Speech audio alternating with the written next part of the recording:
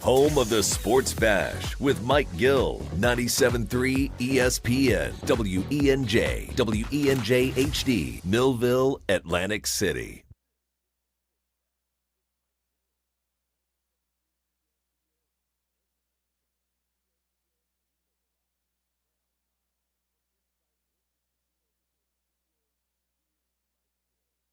Launch up behind the net. And it's Werenski. Now Jack Hughes puts it around the car. United States with numbers. Back across it comes. Jack Hughes wins it. The golden goal for the United States. For the first time since the 1980 miracle, the United States takes the gold. Jack Hughes beating Jordan Bennington. For the first time in 46 years, on the same exact day, the date was the same as the Miracle on Ice. The United States hockey team wins the gold. Josh Hennig, I made it into the studio. This is going to be the most duct tape, slapstick together show of all time on 97.3 ES, because frankly, as Nick Earnshaw joins me for an early edition of Nick's Nuggets before he goes to his other job. First of all, Nick, USA, right? I know you couldn't hear the Bruce Springsteen Born in the USA. I like the hat. Nice hat there. Is that new? Yes, it is new. I got my America hat on. Good to be with you, Josh. I'm glad you're okay. I'm glad you got into the studio. That's dedication right there. Us radio people, we still got a job to do, all right? So shout out to you getting in the studio okay. I know you got a story to tell regarding that whole entire situation, so I'll let you tell it. I was on the phone with you earlier today. But hope everyone is okay, safe, warm in their household. But, man, what a hockey game we had yesterday morning. It was a great hockey game. I will say that. I will also let everybody know. So we are streaming live on the 97.3 ESPN YouTube channel. It is not the normal StreamYard, so please forgive us. It doesn't have the typical, flair and whatever you want to call it. So we are live on the radio at 97.3 ESPN. Josh Hennig filling in for Mike Gill on the Sports Bash. Don't forget the 3 o'clock hour of the Sports Bash being brought to you by Broadleaf's Plumbing, Heating, and Air Conditioning. Let me tell you, Nick, after this storm, this past 24 hours, I think some people need to call 609-390-3907 or visit them online at broadleafs.net, because I got a feeling that some people are going to be having some heating, cooling, and plumbing problems. Yeah, definitely. After a storm like this, this was a whopper, Josh, to say the least. A little over a foot where I'm at. I know my parents heading down towards the shore. They got probably a foot and a half for sure from the pictures I saw. And I know you down the shore, Cape May area, man, just got close to 20 inches, I'm sure. So I'm measuring it as a foot. By the way, I'm letting you know, Nick, that there's a little feedback coming back when I talk from me to you. So I don't know what you can fix on your side. How about now? Better, good? Actually. That's better. There we go. But for me, so here's my genesis of my story. And now I hear myself again. I don't know what happened there. I feel like I'm on the Comrex, but now it's fixed. So who knows? It's so ridiculous technology. So here's what happened. So last night, before it got dark, I decided to dig out some of the snow, right? I was like, you know what? Let me get rid of the ice and the slush so it doesn't freeze over overnight, right? I thought I was going to lose my power last night. And everybody's listening to right now on 97.3 ESPN. Hope you're being safe. Hope you're taking care of yourselves. Hope you're home or somewhere safe, okay? Because here's what happened to me, Nick. I go to bed last night. Look, I survived the worst. What could happen, right? The electric's on, the internet's on. We're good to go. And it was very reminiscent of Hurricane Sandy for me, because the same thing happened with me with Hurricane Sandy back in 2012. It was the end of the storm that got me. 6 a.m. this morning, electricity, boom, out. Heard the little beep noise from the universal power supply, right? At 6 a.m. That woke me up. And I got up this morning. I was like, well, look, I might as well go back to sleep. I might as well just sit there and be like, get some sleep, wake up. There's like a foot and a half, almost 2 feet of snow in front of my house. And I should have taken a picture, but I was so busy trying to get out the door, Nick. I literally dug my way from the porch to the car, out the driveway, and then I had to maneuver the entire world to get to the studio. And shout out to the New Jersey State police officer. I don't know your name. I don't know your ID number. I got to the circle where, for those who have been on 550 in Woodbine, there's a circle there. It's one of the biggest abominations, the traffic patterns of all time. Police officer looks out the window, sees me coming around behind him. He gives me the "I got you" like eye look, hand to eye look. And what's that, Nick? I said he gave you the look. That's what he did. Yeah, right.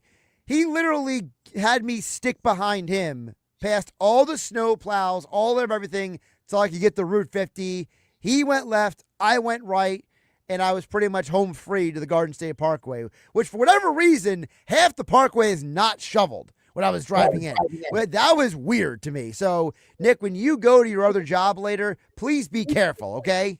I will. So some of the roads around me, I did a little drive, did a little wandering around, and I wanted to see, like, usually our neighborhood's the last to get plowed, get shoveled, etc. It was like the first. I woke up, hey, it was pretty good. It was pretty solid. The roads were okay in front of my house. We just had to shovel ourselves out. And so I took a drive down a couple of the main roads near the Belmar area, Barrington area. And I'll tell you what, shout out to all the crew members out there. They did a fantastic job getting these roads ready, and not just where I'm at, but across, Jersey, PA, Delaware, New York, all over this area. Shout out to those guys and gals, because it's not easy work out there, especially in a big blizzard like that overnight.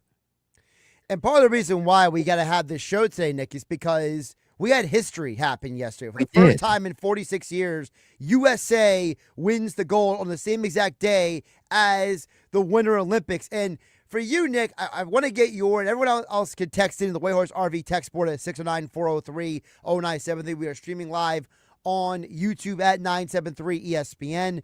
Nick, your reactions, because you weren't alive for the last time they won a gold. I wasn't alive. It was 46 years ago. It beat me. So for you, what was that whole experience like? Yeah, that was 20 years prior to me being born, to say the least. So no, it was unbelievable. So I had worked the night before. I had worked the Sixers game prior. So I slept in, but I'd set my alarm. I knew when to turn the TV on. Okay, so I woke up, had the TV on. I was in and out throughout the game, saw all the goals for the most part, and then I was wide awake. I was like, I started dozing off again. I woke up. I was ready to go. I had downed myself a cup of Joe, and we were ready to go and watch that overtime. That was incredible hockey. And, we can just do this as nugget number one. I mean, the complainers in Canada. I mean, McKinnon complaining afterwards. Yeah, the coach complaining about the 3-on-3. I mean, come on. I mean, so sore losers, by the way. Just total sore losers. But the Americans, Jack Hughes. I mean, that was unbelievable. And now you have that iconic picture of him with the chipped tooth, bloody mouth, the American flag draped over his back. I mean, that was absolutely fantastic. You could get a sense of pride and feeling out of that entire situation that happened right after that goal. And the fact they brought out Gaudreau's kids, I lost it. I thought that was absolutely fantastic. Total class move. Then bringing the jersey out, skating around with it, and then bringing his kids out for the photo. Just absolutely awesome stuff. It was emotional yesterday, Josh Hennig. Listen, I was saying, I wrote an article at 973ESPN.com last night. For those who don't know, the significance is that guys like Kachuk, Werenski, Larkin, some of the stars of Team USA, they all played with South Jersey's own Johnny Gaudreau. Yep. They actually made sure that the family flew out there for the gold medal game. They had Johnny's jersey in the locker room before every game. So this was more than just Team USA winning the gold. A lot of the guys were doing it for Johnny Hockey, which was such an amazing moment. And I mean, listen, I'm sure somewhere Billy Schwein was crying his face off, but I think a lot of people were joining Billy Schwein in the emotion of seeing Gaudreau's kids on the ice. Oh yeah, I got choked up. Like, I thought it was just awesome. The fact that they haven't won since 1980, and it was the same exact day that they beat the Russians. That you can't write a better script than that. And you know what's awesome? So bouncing off of this game, right? Winning the gold medal, just everything surrounding the win for the USA hockey team. By the way, the women won too. So you swept them. You swept Canada in hockey. All right. So we'll take both golds, by the way. So that's awesome to say the least. Now you get to roll this momentum. All right.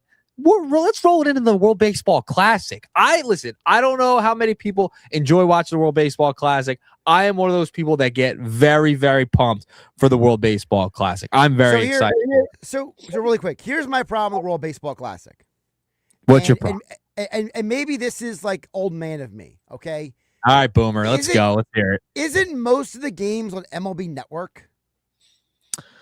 I think a lot of them are. I don't know if I have MLB Network. I think that's a fair criticism. Let me double check that for you, because in the past they have been on MLB Network. See, I've had MLB Network forever, and I'm locked into it like all the time. Like that is I'm excited to see Schwarber, Harper, all of those guys in it. So for me, I have MLB TV, but I don't have MLB Network. Apparently, the network only goes to like your cable providers kind of thing. Right. I'm gonna double check to see where the tournament's being shown. I would think they should get it on a bigger network or something, probably streaming or something along those lines. Well, while you do that, there's one guy we haven't mentioned yet from the win yesterday that we got to bring up. FS1, by the way. Fox is carrying the games. Okay, Fox is carrying the games this year. So now I got to figure out, can I afford to get the Fox One app? And it's on the main Fox. It's on the main Fox too. So I'm checking a lot of the schedule. It's Fox, FS1, FS2 for a majority of it. All right, so here's the guy who I think deserves a ton of credit for Team USA winning yesterday. I was texting a couple people yesterday, Nick. PK Subban, last night on SportsCenter, pointed out this man. At this time and at this level, you can't afford to be a ballroom dancer as a goaltender in these moments. Sometimes you got to break dance, Anna. Sometimes you got to break dance. And he made the second and third saves and found the puck when he needed to. He was unbelievable. Connor Hellebuyck deserves a ton of credit. That man has been criticized, ridiculed. He's been told he's not. Remember, he got benched in the postseason last year in the Stanley Cup playoffs. And now, less than a year later, he's standing on his head, helping Team USA win the gold. Yeah, he was unbelievable. A brick wall, Josh. And in a game like that against Canada, he was unbelievable. Nothing was getting by him. I mean, there was that one. Wasn't it a photo of McKinnon with the wide open net and somehow he made the save? That picture kind of went viral too. Like he had to get all the way across the net. It was unbelievable. He was ridiculous. And you know what's funny? I was seeing a little bit of conversation regarding Connor McDavid. I mean, the guy just comes in second place all the time. I mean, is he hockey's Jim Kelly or Josh Allen, Josh? I mean, that's what he just continues to come in second place. I mean, the guy's a great hockey player. He's unbelievable. Guy can't win it. He cannot win the big one. I mean, that's going to be the knock on it for a while. If he finds a way to come in second every time, Josh, every time. Listen, McKinnon has won a cup, so I don't know if I can say he comes in second all the time. No, I'm talking McDavid. McDavid coming in second. Yeah, McDavid's turning into the third wheel for everybody's championship. You know, it's like, you're right. He is turning into that guy. Now, can I also say, people might not like me saying this, but I'm going to say it anyway. Go ahead. They were not winning that game, even if Sidney Crosby played. I don't want to hear it. I don't want to hear it. They were not winning that game no matter what. That was America's game to win. I'm sorry. It just was. If Crosby's in there, great. They add another piece. I still think the Americans are winning that game. No doubt. I don't want to hear any excuses. I don't want to hear 3-on-3. The rules were not in our favor. They were the better team that day. That day was for the USA. All right, that day. And guess what? They did it. First time in 46 years. We'll take it. 2-0, by the way, this year. 2-0. So you got a nugget for me after we got the important stuff out of the way here? we had to get the important stuff out of the way Wait, today. Can I read off a couple of messages real quick? Yeah, I did go ahead. mention the White Horse RV text board at 609-403-0970. Jeff in Summers Point says, I made a bet with about 10 minutes in the second period. I had a feeling it was going to go to overtime. He sent me a screenshot of it. He bet $5 that Jack Hughes was going to score the game-winning goal. He bet $5, Nick. You want to guess how much he won? How much did he win? $230. Oh, that's beautiful. Jeff, shout out to you, man. That's awesome.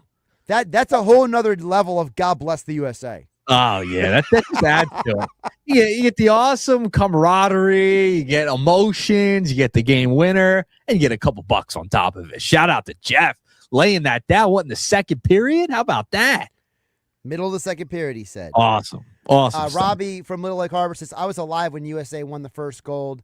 When that was a gold medal, that was the ultimate gold medal when they won it the first time, says Robbie in Little Lake Harbor. Yeah, I mean, it's kind of like with the Eagle fans, right? It's like, you value the first Eagles Super Bowl more than the second, right?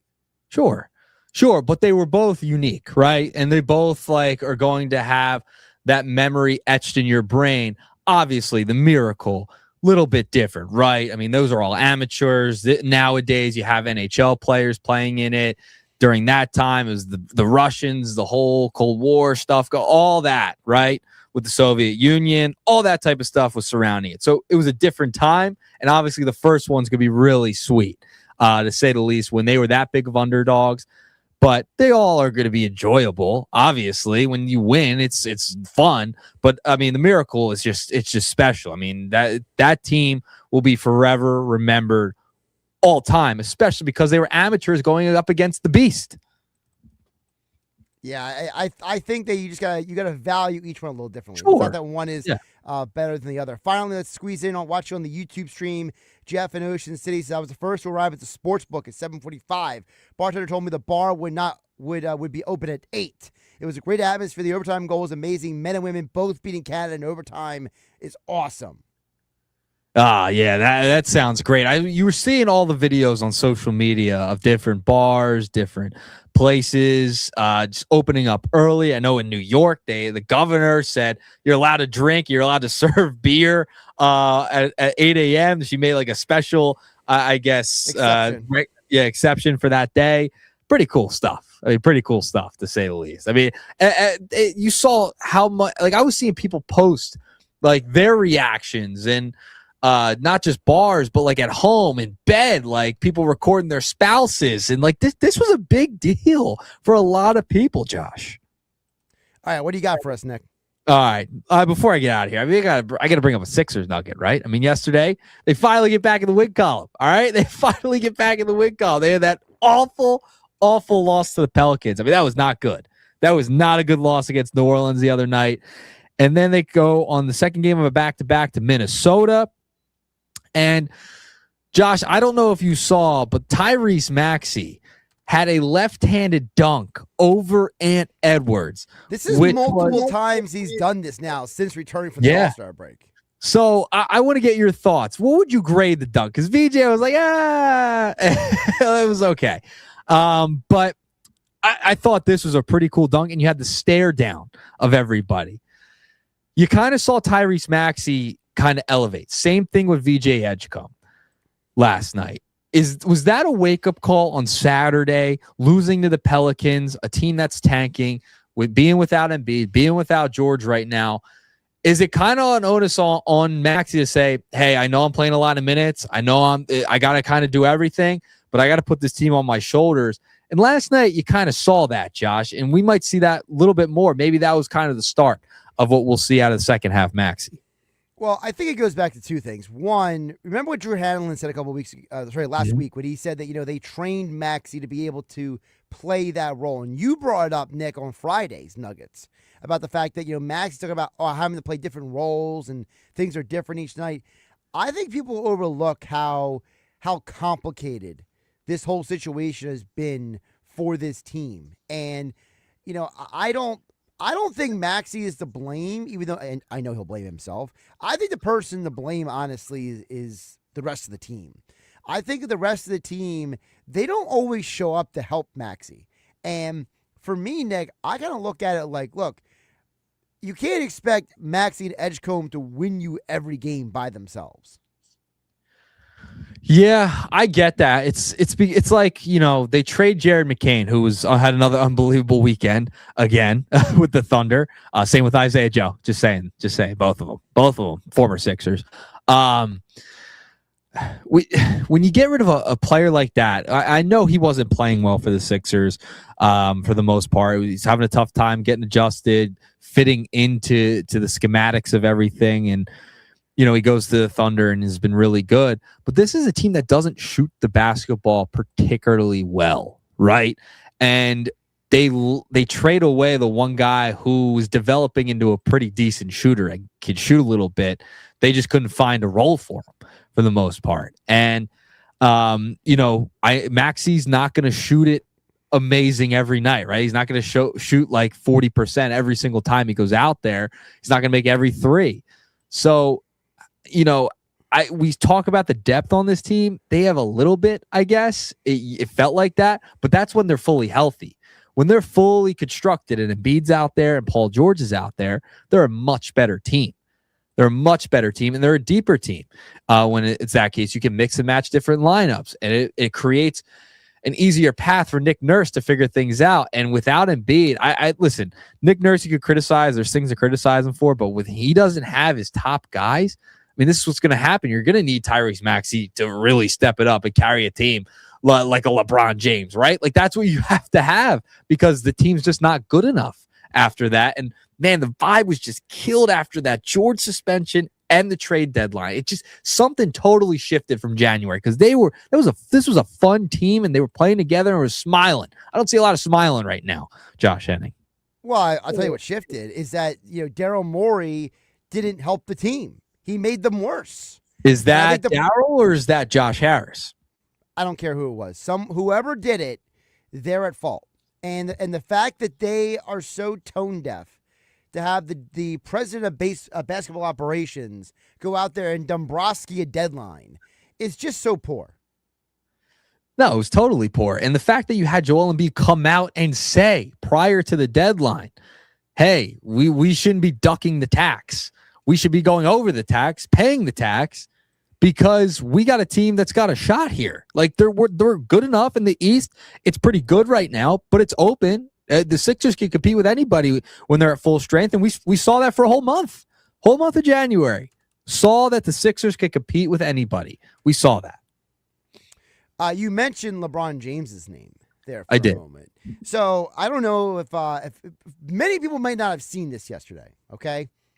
So after Team USA won, there were other sports on yesterday, but I know everyone was still celebrating Team USA. One of them was a huge rivalry game. It's the Lakers and the Lakers and the Celtics. Thank you. And Pat Riley was honored at halftime. He kind of made this side comment for those who didn't see it about how he thinks that the NBA coaches look like AAU coaches because they're not dressed up anymore.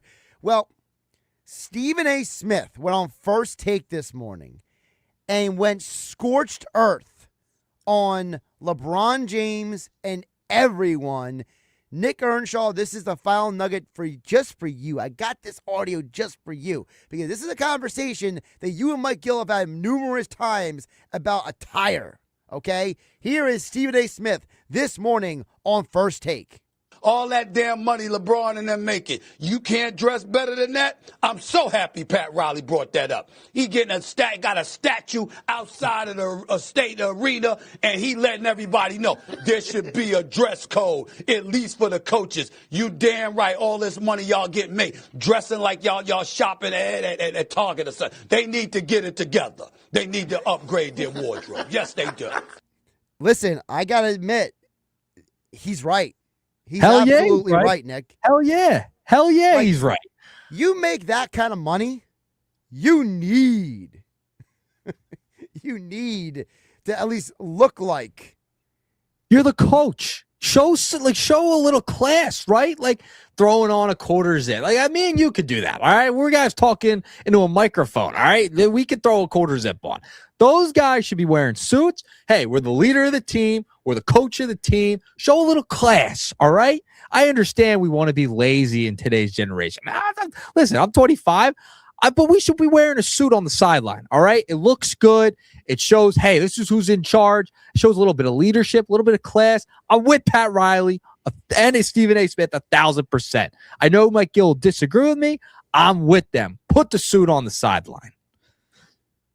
Listen, I understand where someone like Mike Gill's coming from. They kind of look at the suit as like a dated thing, right? They look at it as break. But what's that, Nick? I said, give me a break. I think what it comes down to is I think there's a lot of people who they just don't want to dress up. They don't see the value in it.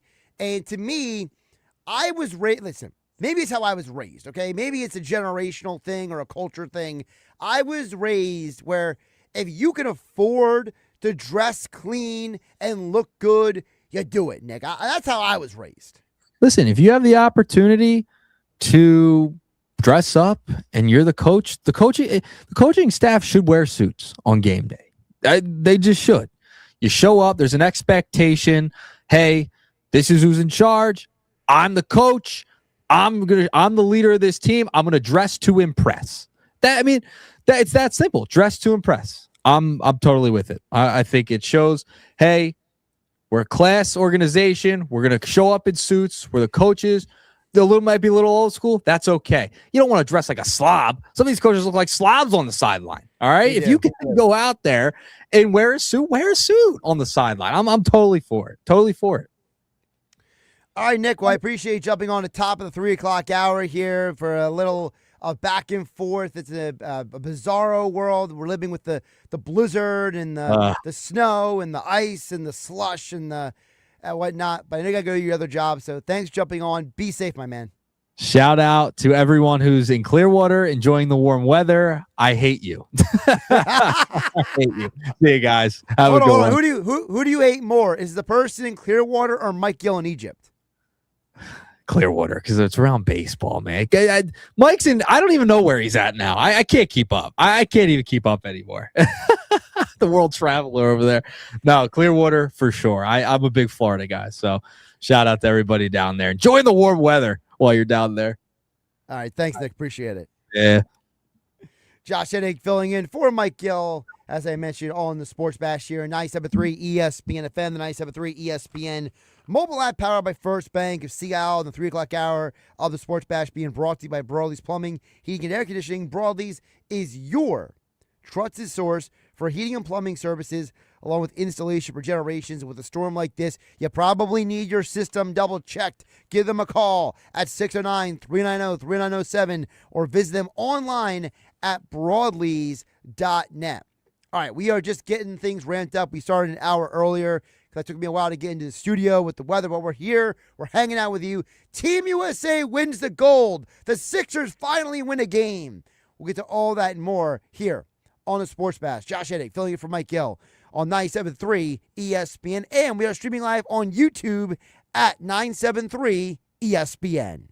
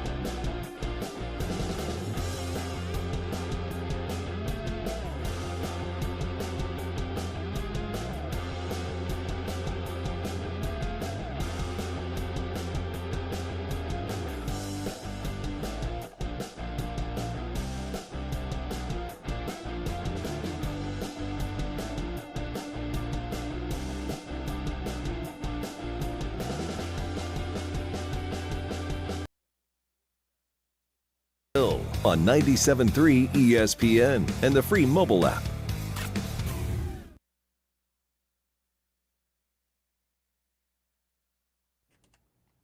Josh Hennig back here on the Sports Bash, 97.3 ESPN FM. 97.3 ESPN mobile app powered by First Bank of Sea Isle. Streaming live at 97.3 ESPN on YouTube. Yes, I did make it into the studio today. We did start an hour later than usual. And frankly, usually when it like snows or something, it kind of feels like, I don't remember a time it being this difficult to get into the radio station probably in a long time. I mean, the last time it was a significant storm, I slept at the station. I didn't think I did too this time. I thought last night, hey, the worst is over. I was wrong. The snow kept coming, kept piling up. And on my way here, the number of downed trees, electrical wires. And listen, I am not going to be the guy who gets on the radio and calls people out. I'm sure that the people who are out there trying to get people's electric back on, the people who are out there who are trying to clean up the downed trees, I'm sure those people, they're doing their best. But I'm just saying, when I was driving around a few hours ago, it kind of felt like people were taking their time to get to some of these things. And I'll just leave it at that. I don't know, again, I'm not trying to call people out. I'm not trying to throw anybody under the bus. I'm just saying I made it what usually is a 45 minute drive for me each day at the studio. Took me over an hour and change. Probably closer to 90 minutes. So if I was able to make it to the station in my vehicle, which is not some 4x4, big truck or anything, I'm sure that some of these work crews and some of these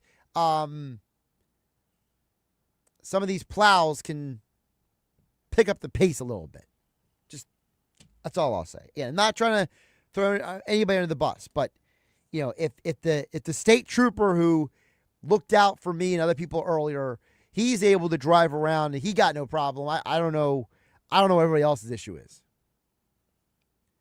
Whitehorse RV text board is open at 609-403-0973. 609-403-0973 with the Whitehorse RV text board. Whitehorse RV Center in Williamstown and Galloway. Your RV adventure starts here at Whitehorse RV. Frankly, after this weather, you might want to go on an adventure to get away from New Jersey. So you might want to RV from Whitehorse RV to have that adventure. We're also streaming on YouTube. Team USA, big win for Team USA yesterday, winning the gold. Obviously, it's a huge moment. It happens the exact same date as the last gold medal for Team USA. Think about that. It's been 46 years since the U.S. hockey team, men's team, has won a gold. And it just goes to show you that for a lot of these guys, this has a lot of importance to them. There is a level of importance with this win that I think it's overlooked. And so, for me, I love it. I think that Connor Hellebuyck deserves a ton of credit. We're going to have Kevin Durso join us coming up at 5 p.m. to get more into the win and what's next coming out of the Olympic break for the NHL. But for Hellebuyck to do what he did, a goaltender who, I'm not trying to be harsh, but he has failed in big moments before. He has been benched in the postseason with his teams. Hellebuyck has been a huge question mark in his NHL career. So you knew that he was going to have to play well. And you especially knew he had to play well because the man on the other end of the ice is, frankly, one of the more clutch goaltenders on the planet. I don't know why Jordan Binnington only plays well in big games, but it seems to be that's his entire career, whether it's the Stanley Cup playoffs, whether it's the Four Nations last year, or it's the Olympic run this year. Team Canada would not be where they are today in that gold medal game and then losing in overtime if Jordan Binnington wasn't between the pipes. So Hellebuyck had to basically keep his level of play so high that it matched Binnington, and he outlasted Binnington. And I think that, that is a huge part of the conversation as well. And that is the last time the United States won a gold medal, it was because of the goaltender. They did it again this time. Also on the docket for us to talk about here on the Sports Bash, Josh Hennig filling for Mike Gill on 97.3 ESPN. The Sixers, as Nick Earnshaw mentioned, they finally won a game. What a concept. It was getting to the point where it was like the Sixers just didn't seem like they had any desire, any want outside of Maxey and Edgecombe. And I'm not saying the other guys weren't trying or they were slacking, but you lose 2 games heading into the All-Star break.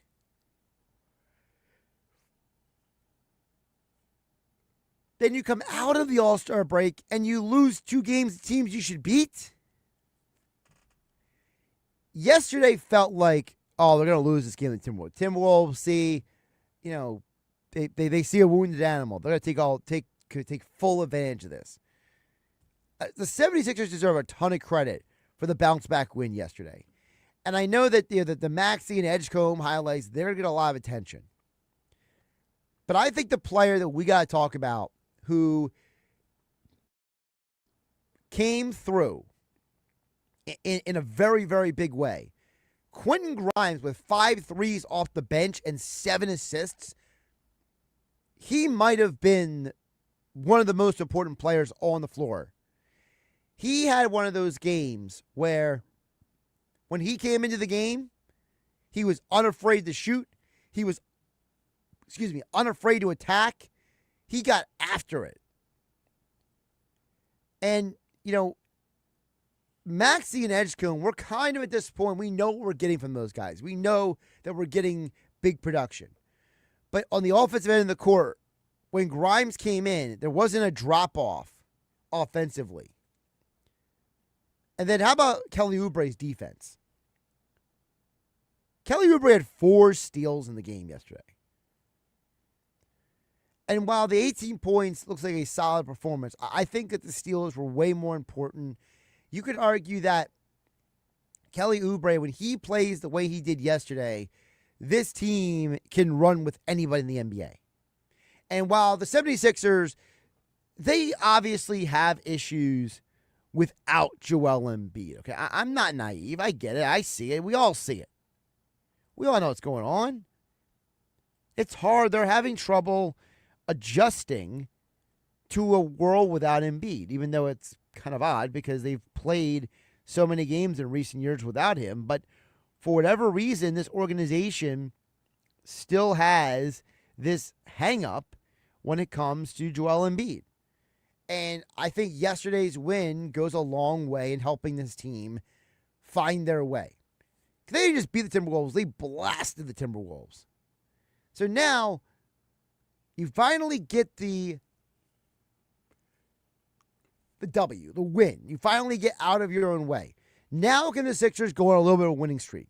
Because the Pacers are basically tanking. They got to play them tomorrow night. You hear the game right here on 97.3 ESPN. Then they got to play a tough Miami team. Then they got to go to Boston, play a tough Boston team. Come home, play a very good Spurs team.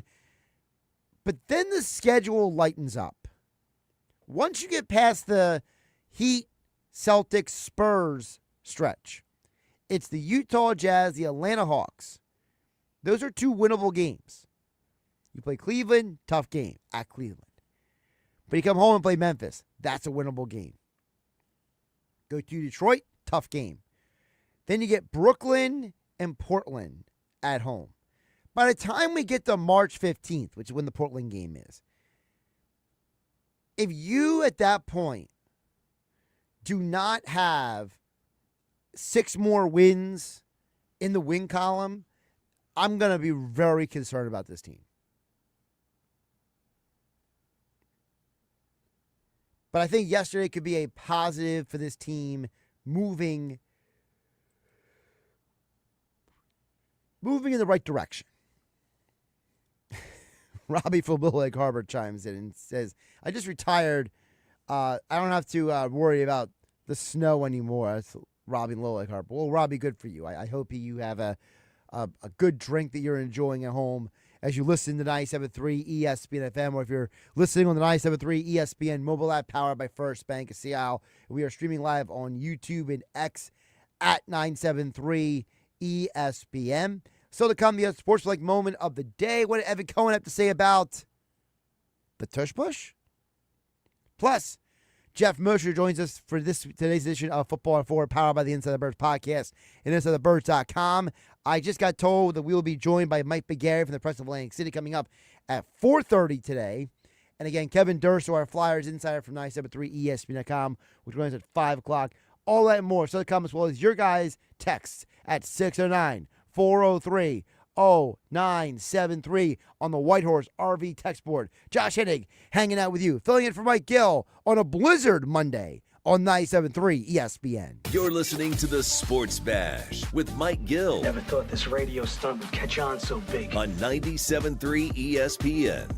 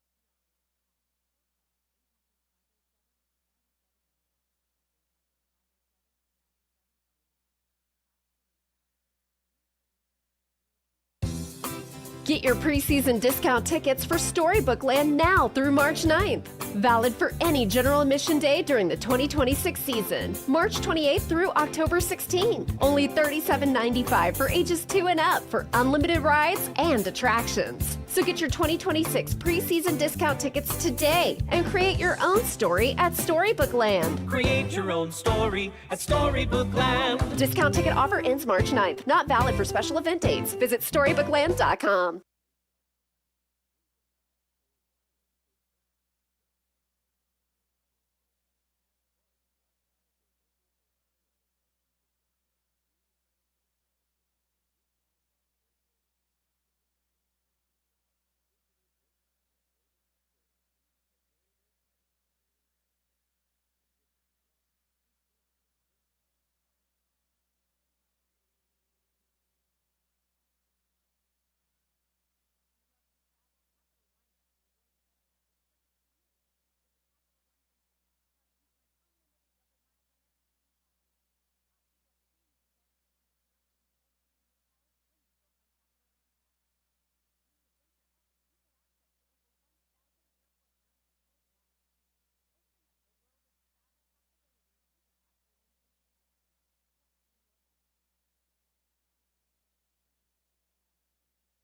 Matt Blatt Kia's President's Day prices are so low, it's likely to cause a stampede.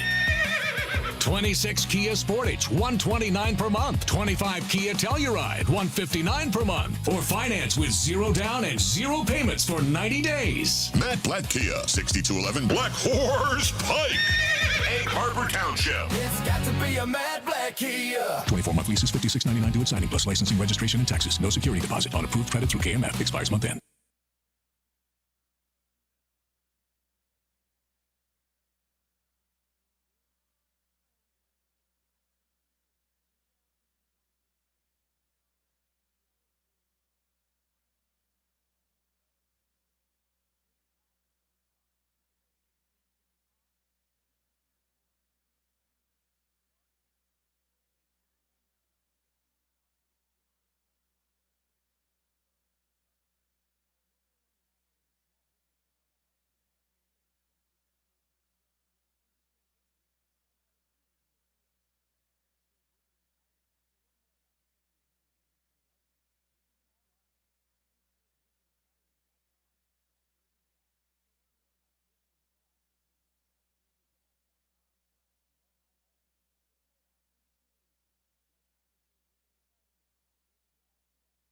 It's the Sports Bash with Mike Gill. And I am the voice of the voiceless. On 97.3 ESPN and the 97.3 ESPN free mobile app.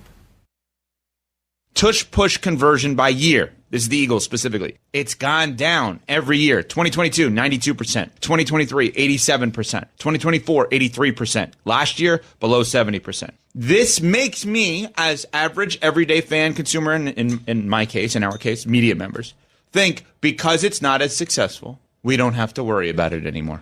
That's the perception that it comes off. That was Evan Cohen this morning on Unsportsmanlike, heard 6 a.m. at 10 a.m. Eastern, right here on 97.3 ESPN. Josh Hennig filling for Mike Gill on a blizzard Monday here in South Jersey. I can't say Evan's wrong, because what Evan's basically pointing out is kind of obvious. If something was giving the Eagles a perceived competitive advantage, that's when the whole world was losing their mind trying to get rid of it. But when it stopped being an advantage, when it stopped being something that was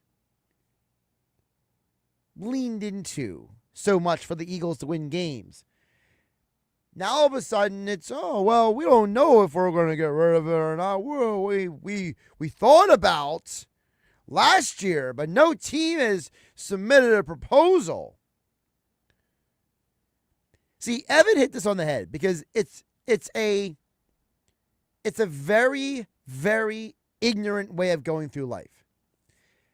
The people who were against the tush push, they weren't against it on principle. They were against it because they couldn't stop it.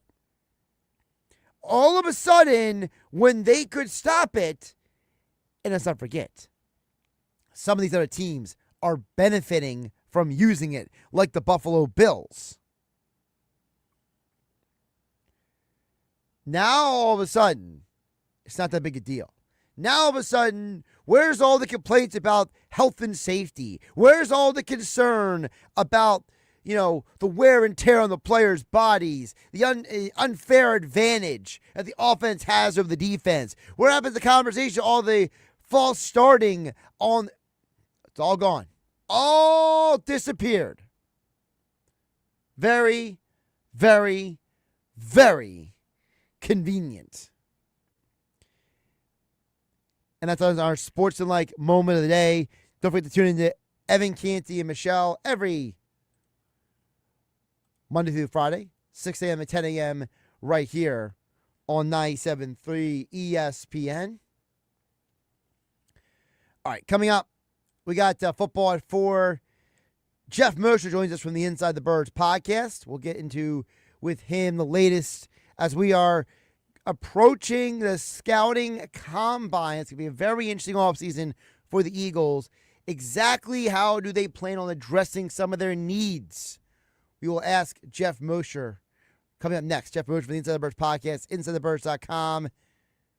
And, of course, Philly Voice. He will join us on the other side. Josh Hennig, filling for Mike Gill, 97.3 ESPN FM, the 97.3 ESPN mobile app powered by First Bank. See Al and streaming live on YouTube and X at 973.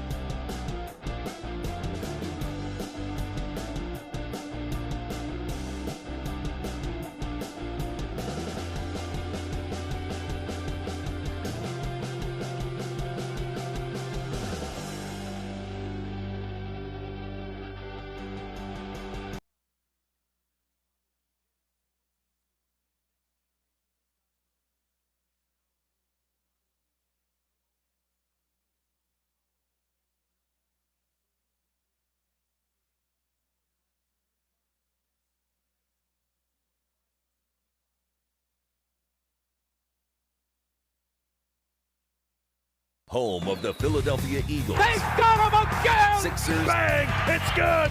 Ball game! And Flyers. Tipped in front of the net! 97.3 ESPN. WENJ. WENJ HD. Millville, Atlantic City. A Town Square media station serving all of South Jersey.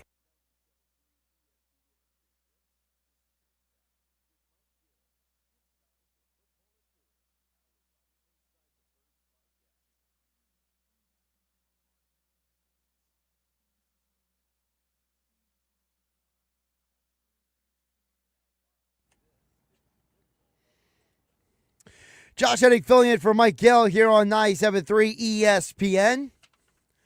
Football at 4. As always, being brought to you by Ocean Casino Resort and the Fanatics Sportsbook. The place to be this football season, basketball season, Olympic hockey yesterday, right? You could have been at the sportsbook watching the Olympics. You know, that big college basketball tournament in March. You might have heard of it. I think the place to be is the Fanatics Sportsbook. Go to Fanatics Sportsbook. Go to Ocean. Go for the win. For more information, visit theoceanac.com. Josh Hennig on the Blizzard Day, hanging out with you on 97.3 ESPN. We will be joined by Jeff Mosher in just a couple minutes. As I mentioned at the top of the 3 o'clock hour, this is a show that is basically kind of just been coming together as we've gone along. I wasn't... full transparency, I wasn't sure if I was making it in today. That was the first concern. The second concern was when I got in here, then what? Like, it's kind of like, this is not a normal day. So, thanks to everybody for listening on 97.3 ESPN, watching on YouTube at 973 ESPN. We're excited to be here with you guys. Hope everyone's out there being safe in the blizzard aftermath. I just saw a guy down in the parking lot. He says he's been salting. He's been salting since last night. So, and I was like, hey, man, thank you. That's all I can say. I had nothing to offer the guy. I was just like, thanks, man. I appreciate you contributing to society, basically, because I know, I actually have shoveled twice, and I feel like an idiot. Because I was so intent on getting to the station today, I forgot to take a picture of the tunnel I made in the ice cavern between the steps of my house to my car. So, because I had the idea yesterday, I'm going to start shoveling Sunday evening, so Monday's not as bad. And frankly, I have no idea if me shoveling Sunday late afternoon benefited me any at all today. So... with that being said, another man who has been shoveling is Jeff Mosher, and he joins us now for Football at 4, powered by the Inside the Birds podcast, InsideTheBirds.com. As this is a very interesting week because this is in many ways the real start of the NFL offseason, Jeff, because Jeff, this week is Combine Week in Indianapolis. How you doing? Good. Who would have thought that people in New Jersey would be shoveling more snow than people out in the Combine? I know it's cold out in Indianapolis, but my gosh. Oh, man. By the way, I do think you probably, having just gotten in from shoveling myself, I think you made the right move because from what I could tell, the bottom layer, it must have been like the first wave of snow, is a very heavy, wet snow. The top layer was a lot fluffier. So if you got rid of that heavy snow last night and then just had fluffier snow today, might have been able to use a snowblower, and I couldn't do that. But, yeah, I think you might have helped yourself. I know that because yesterday I was concerned because it was all like it was rain and then it became snow. And I immediately was like, this bottom layer is probably just going to be like ice. It's going to be like, disgusting. And, maybe I did help myself, but it still was almost 2 feet of snow I had to dig through from because the snow was like up to like covering like the bottom steps. Of like the little front porch in front of the house. Yeah. So literally like my digging was digging down from the steps, creating a little like maze, like a maze of corn, out to the car. I think they said this was the most since like 96, right? And I remember that because I was at Penn State. And when you're at college and it snows like that, it's cool, snow day. You don't have to shovel anything. You don't have priorities. You don't have to worry about your job. You don't have to worry about a family and kids, most likely. If you're at Penn State. I certainly hope not. No, I mean, you never know. I mean, there were some families up there, grad students and all, but for the most part, you get 2 feet of snow or something like that. It's the greatest thing in the world. Nowadays, you get 2 feet of snow and you're like, oh my God. Now they're saying we might get another 1 to 3 on Wednesday, Josh. I can't take it. So let's talk football. Let's forget talking snow. By the way, in 96, I made a lot of money shoveling people's sidewalks in 96 in Sea Isle City. I'll just put it out there. That's what I remember about 96. I remember all the money I made. I might be willing to pay somebody by Wednesday. If we get another 1 to 3, I might be willing to give someone a small fortune. Well, speaking of a small fortune, we know these guys in the draft each year make a small fortune, right? Yeah. And good segue. And at the Combine, what I think is interesting is to point out to people is that it's more than just the guys who are at the Combine, running around in shorts and T-shirts or in some ways spandex. Jeff, it's about all the people meeting for the first time of the offseason, all the quote-unquote non-tampering that's going on. Yeah. So for you, when looking at the Eagles this offseason, they obviously have a lot of big names that they got to kind of figure out. And I think the first domino to the fall that impacts the Eagles actually happened, the news earlier today, which is the story that the Falcons are going to put the franchise tag on Kyle Pitts. And that's a big news item because of the fact that Pitts was like the other big free agent on the tight end market, competing with Dallas Goedert. Some people thought that maybe Pitts could be a guy Philadelphia targets. Now that the Falcons are going to put the tag on him, that elevates Goddard's market, does it not? Well, first of all, let's not forget David Njoku is a free agent, right? I think it wasn't yes, that the he case. is. Yeah, okay, and he's really good and younger than both of them. Yeah, well, he's younger than Goddard, if I'm not mistaken. Younger than Goddard, yeah. Yeah. Now I know he hasn't had the greatest career, but I think that people will take into account that he played for the Browns. A lot of injuries, though. Yeah, a lot of injuries, but he's just a tremendous athlete. I've always wondered what he would be like in a better offense, to be honest with you. But yeah, I mean, obviously, it's always supply versus demand. So if there's only 3 tight ends, but there's 6 teams that want tight ends, then the market price theoretically goes up. But when I go to the Combine, which I'm not doing this year, Josh, but the one thing that when I talk to GMs or personnel people, I think the league is getting smarter. There are always stupid teams. There are always stupid decisions that we can make fun of every year. But in general, you have, I think, a more progressive-minded class and younger class of general managers, right? And I find that I speak to more NFL personnel people who understand what the market is, but also understand what their budget is and don't want to bend, to overreach. Howie Roseman has talked about that. I mean, earlier in his career as a GM, a lot of mistakes. He makes a lot of mistakes now but they're 1-year deals. They're not over. They don't kill you, right? And when he does make a mistake, like say on a Bryce Huff, he's been good enough to draft and develop around it. So I guess in my long way of saying, just because Kyle Tagg got the franchise, Kyle, oh man, I just got him from shoveling, dude. All right, just because Kyle Pitts got the franchise tag, and that makes maybe Goddard and Njoku the next best available tight ends, doesn't necessarily mean that a team is going to want to drastically overpay. They're going to take into account the injuries for both. They're going to take into account the production. They're going to take into account age for Dallas Goedert. Now, having said that, sure, there could be that one team that you see sometimes that just spends, like the Patriots just did it last year. They spent stupid money, to borrow a John Middleton phrase, right? But on the right people, like Milton Williams is a young upcoming player. Yeah. The cornerback they got from the Lions, whose name is escaping me at the moment. Was it the Lions or was it the Bucks? No, the Bucks. Carlton Davis, right? Davis, yeah. Yeah, he had some injuries, but a very talented player.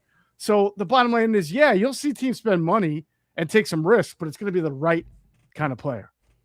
And the reason why I also focus on the tight end, Jeff Mosher for the Inside the Birds podcast, InsideTheBirds.com, Philly voice for all of his Eagles coverage.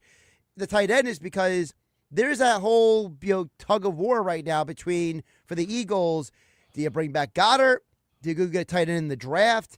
And there's not really a perfect answer for that because historically the Eagles usually had Jeff, the replacement, right? Yeah. He went from Chad Lewis to L.J. Smith to Brent Selleck to Zach Ertz to Dallas Goedert. There's always a guy lined up. And now there is no guy lineup. It's like a very weird situation. So, like, people might look at a guy like Kenyon Sadiq from Oregon, or for me, I love Eli Stowers from Vanderbilt. Like, you can look at these tight ends in the draft and be like, maybe that's the guy, but does it make sense for them to bring back a guy like a Goddard or get a veteran in here for maybe 1 year and draft a tight end?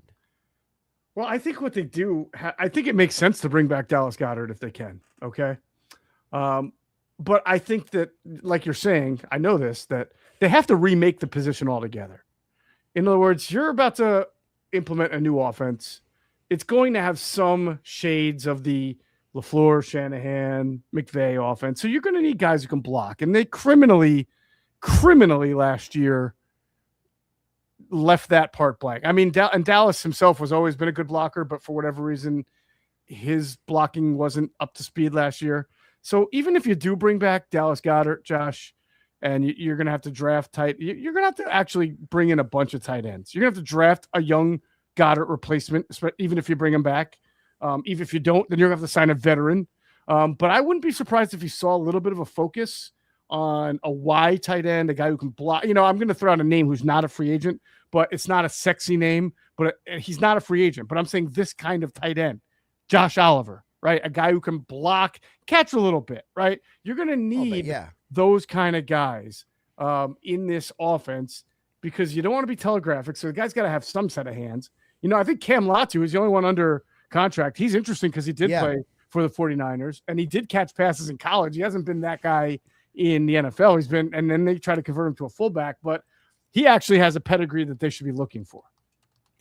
You know, someone brought up a question last week I want to repurpose to you because you just mentioned about the offense. When you look at the Eagles now with Sean Mannion, does this make the Ben Van Sumeren question more interesting? Because remember, he was 100%. Supposed to be the fullback last year, right? He got injured the first play of the season. It completely changed the way they were when they tried what was it? Kyle Granson. Remember they tried him a couple times at that spot, you know, and then they eventually went to Latu. So, like, does now Ben Van Sumeren, does his role become even more important? You know, they had a plan for him, Josh, last year. It's undebatable. I know this. They had a plan for him. He's a great athlete, has great hands. Now, was the plan to make him into Kyle Juszczyk? That's a little different. You know, I mean, that guy's a 10-time, 11-time Pro Bowler and a big staple of the 49ers offense. But they were going to have a plan for him. He's also able to return kicks. I mean, he could have served a variety of roles. And so that was his second major injury. We'll see. But remember that they signed to a futures deal Carson Steele, who was a fullback / run back, right? The Chiefs were using him as a running back. He had played fullback, I believe, in college. So he's another guy who can kind of give you a couple of different dimensions. So there's no doubt in my mind that, and then coupled with whatever they want to do with Cam Latu, whether they keep him at fullback or make him tight end, that they have a role that they envision a fullback playing in this offense going forward, and not just your 1980 style, like you line up in front of the running back and block for him. They want to use that guy in an innovative way. Jeff Mosher from the Inside the Birds podcast, affiliate voice, joining us here on the Sports Bash. Josh Hennig filling in for Mike Gill on 97.3 ESPN on a Blizzard Monday edition of the Sports Bash. Jeff, when you think about also the offense, you know, Mannion coming in with that style that, you know, and, you know, me and the Czech were talking about it last week, you know, there's a lot of differences in the what they're going to want to do. And one of those differences is, are they going to potentially want to use the wide receivers differently? We know Eagle fans, they love to ask about, you know, why don't you line up Devontae Smith in the slot? And why don't you run this route for A.J. Brown? Well, those ideas might not have fit what Patullo and Sirianni wanted to do, but that type of creativity is synonymous with the McVays, the Shanahans, and the LaFleurs, right? Sure. Creativity, route diversity, what we call, or formational diversity, using guys in different spots. You know, they never had a true slot receiver last year, Josh. I think that hurt them when you're trying to do things differently and showcase different things, but you can't move. I mean, A.J. Brown's your X, Devonta Smith's your Z, and then, you know, you're trying to use a combination of guys. Either you're in 12 personnel and using a flex tight end, or you're using Jahan Dotson or maybe Darius Cooper as sort of a slot while you were running because he's more physical. But they really didn't use the middle of the field and didn't have the kind of weapon you traditionally see that kind of an offense have, like a Jaden Reed, right, with the Packers, who can just move around. And that Devontae Smith has that ability, but if you move him there, who are you playing outside? You're playing John Dotson outside in that situation? Well, he doesn't win well outside consistently. That's why he, was traded and didn't really do much even as an Eagle. I'm not trying to slam the guy. I love my Penn State guys, but it's just the reality of the situation. So they've got to figure out what they want. They have to obviously figure out the A.J. Brown situation. But I do think, Johnny Wilson will come back. We'll see if there's some kind of role with him. Darius Cooper will be year 2, but they got to add. They got to be able to have the right type of guys to be able to run the route tree and the concepts that Sean Mannion wants to implement without being telegraphic. Right. And, by the way, if you really want a Penn State guy, you could maybe try to overpay for Tyler Warren from the Colts, but, I'm just saying. Yes. Unfortunately, he's locked in for a while, but yeah. Yeah, he's locked in. But that being said, with the offense, you mentioned Dotson. Obviously, they're not going to. Oh, not obviously. Most likely, I should say, they're not bringing him back. I don't want to presume anything, because with this Eagles team, you never know. You never know. But, listen, there is a scenario where you could draft a wide receiver in this draft. And there's nothing to do with A.J. Brown's future. Just in general, you could draft a wide receiver. They can look at this is a very interesting wide receiver class. And coming back to the combine, from what I understand, Jeff, most of these receivers are going to work out for teams. So there's a possibility that, the next Eagles slot receiver or number 3 receiver could be found in the draft instead of free agency. Yeah. I don't call it it's a miss, but like 5th round picks are here or there. Right. But Anaya Smith not becoming what the Eagles thought he was going to be coming out of Texas Tech, was it? Or A&M? A&M. Yeah. He was a quintessential slot wideout, and he was a strong, compactly built guy, and they struggled in his first camp miserably. He had bad hands, and then which he didn't have at A&M, and then he got hurt. And then last year, he was given a chance in training camp with all the injuries. A.J. Brown was missing time. Devontae Smith missed time. Wilson gets hurt. And Anaya Smith had a chance to kind of stamp himself as that guy, but Darius Cooper played better. But Cooper's not really a true slot. So it was a miss. It was a miss. I mean, again, I know the hit rate on 5th round picks is not always great, but when you hold the Eagles to a high standard and you expect them to come up with at least guys on day 3 who can be contributors or on special teams. I mean, the guy didn't even make it into year 2. So, and that wasn't because the Eagles had such wonderful depth at wide receiver that he just couldn't make the team, right? Looking back on it. So it was a miss that hurt the team. It's a huge miss. And you just mentioned the fact of, A.J. Brown goes down. The guy still has trouble getting on the field. Smith was such a disappointment. They had to bring back Britton Covey, for goodness sake. Like, think mostly about for punt return, but yes. But that you're right. Smith was supposed to be that guy too. Correct. Right. So it's like that goes to show you your previous point about how Howie Roseman does not hit on every single one of these draft picks. Does he do a good job of trying to rectify them later? Sure. So now going into this draft, you got to make a decision. The Eagles always tell us they're going best player available, Jeff, but frankly, and I'm not trying to pigeonhole these guys, but square peg, round hole, some of the guys who might be available for you in the draft where the Eagles are picking, a lot of them are your X receivers. They're not slot receivers. I love Denzel Boston from Washington, but he plays more like A.J. Brown than he does anyone else. Chris Brazell of Tennessee, another guy, he's more of an X receiver. Malachi Fields, X receiver. So you got to really do a lot of research coming into this draft if you're trying to look in the draft and try to get somebody to be the next Anaya Smith type. Yeah. Yep. And so I'm really fascinated to see on how the draft goes. Obviously, you have to get through free agency first, Josh, so I think that it's always dangerous. I mean, I think the slot receiver role in general, I was going to say in an offense like this, but let's be honest, it's just important. It's your number 3 receiver, and the Eagles really aren't deep there. So, I mean, I don't know that you can just wait for the draft to try to hope that you don't miss on a day 3 pick, because you're not going to draft a slot receiver in the first round. I think that it would help to sign a guy, a veteran, 1 year. Now, the wide receiver free agent class probably isn't loaded with a bunch of guys, but we're not looking for a superstar here. We're looking for someone who's naturally played the slot receiver, who can help you move the chains, who can do some things for you. Listen, Romeo Doubs, he's kind of a mix of that, right? And yes, we'll see if there's money that the Eagles have that they feel like he can play there for the most part. We'll see if there's a trade market where, a guy more fits that position. We'll see. It's not always easy to get the guy you want. No, it's not. But I will think it's a very good point, though, because, again, these McVay, Shanahan, LaFleur, O'Connell offenses, they utilize every single weapon on the field. It's not just we're getting the ball to one or two guys. It's if you're open, you're going to have a chance of getting the ball. Look at Juwan Jones for the 49ers. How big Juwan Jennings. Thank you. How big he has come up for them. He is a free agent, by the way. Oh, how about that? Yeah. And I know he's always unhappy with his contract status. I forget who the slot receiver was in the Minnesota Vikings. I think it was Naylor, who's come up with some pretty big. Naylor, yep. Either that or he goes to Z and they'll move like Jefferson inside or they'll move Addison inside. But that's the point. The point is you have a good enough player to win on the outside that you can move a star like Devontae Smith to the inside. So whether or not it's a slot or whether or not it's a Z, I don't care what it is. Just have enough body so that you can put somebody in that slot position that you feel comfortable with, because your offense is about to be predicated on exploiting every single blade of grass on the field as long as your quarterback is willing to do it.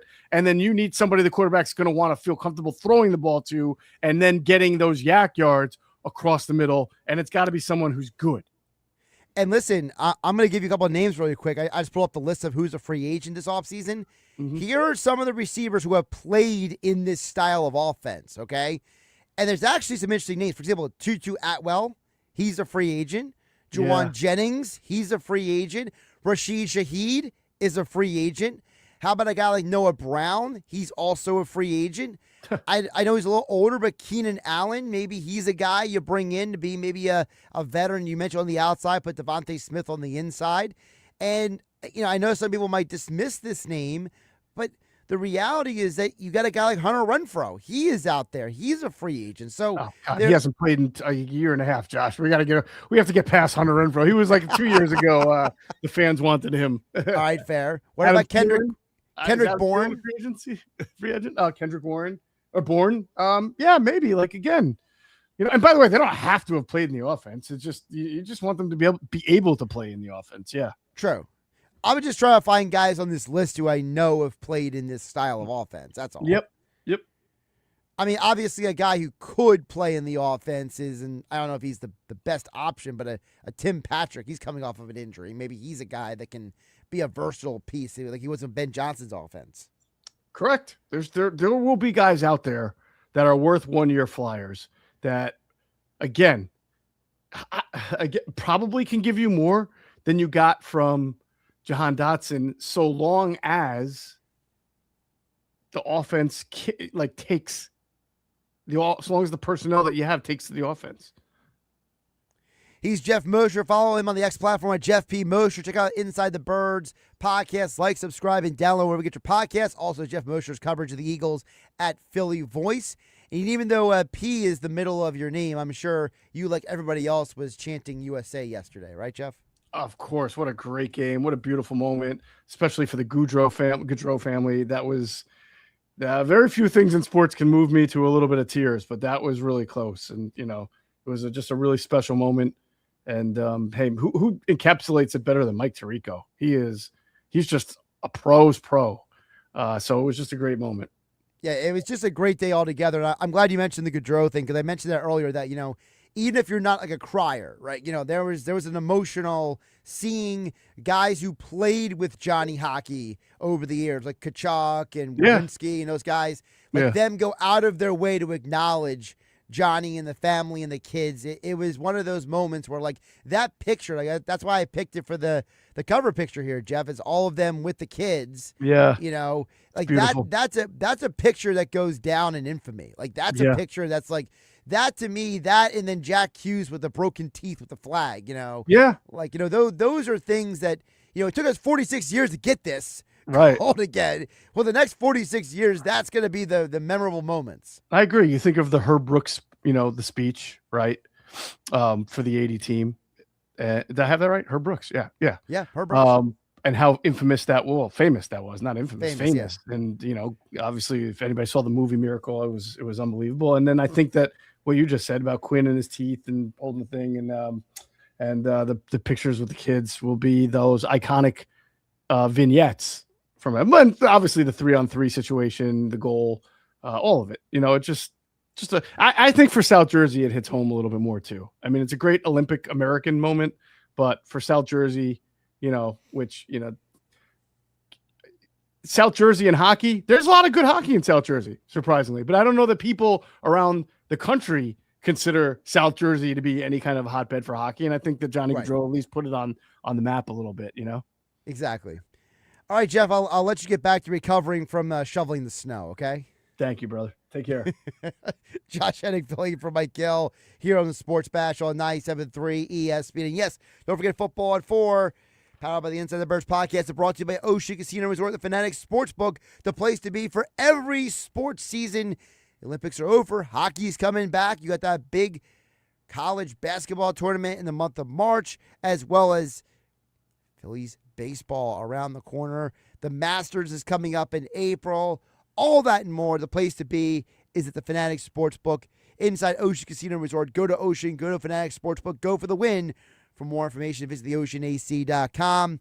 We're a little long with Jeff Mosher, but coming up on the other side, we'll get to Mike McGarry from the Press of Atlantic City. Will join us to talk more about the weekend in sports. Josh Hennig filling in for Mike Gill here on 97.3 ESPN FM. The 97.3 ESPN mobile app powered by First Bank at Seattle City. And we are streaming live on YouTube and X at 973 ESPN. You're listening to the Sports Bash with Mike Gill. And if you're not down with that, we got 2 words for you. On 97.3 ESPN and the 97.3 ESPN free mobile app.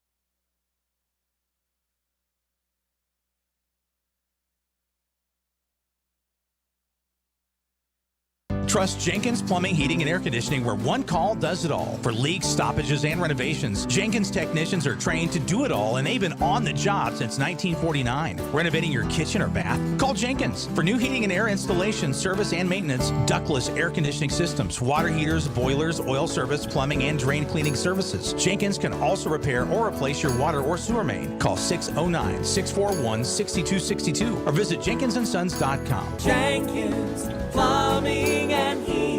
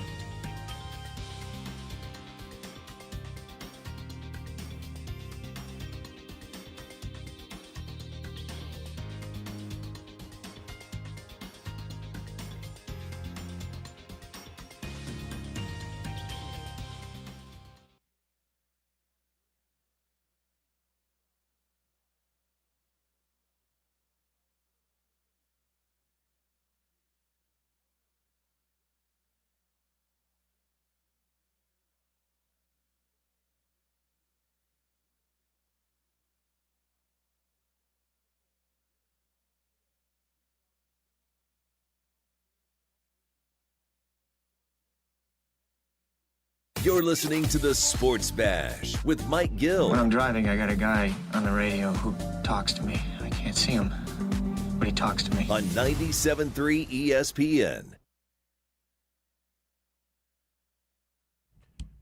4:33 on the Sports Bash Monday here. Hope everyone's being safe out there with the aftermath of the blizzard. Shout out to all the people who are actually trying to clean up the roads, putting the salt down, plowing the trucks around. But, there were other things that happened this weekend. The blizzard is not the main thing that happened. No.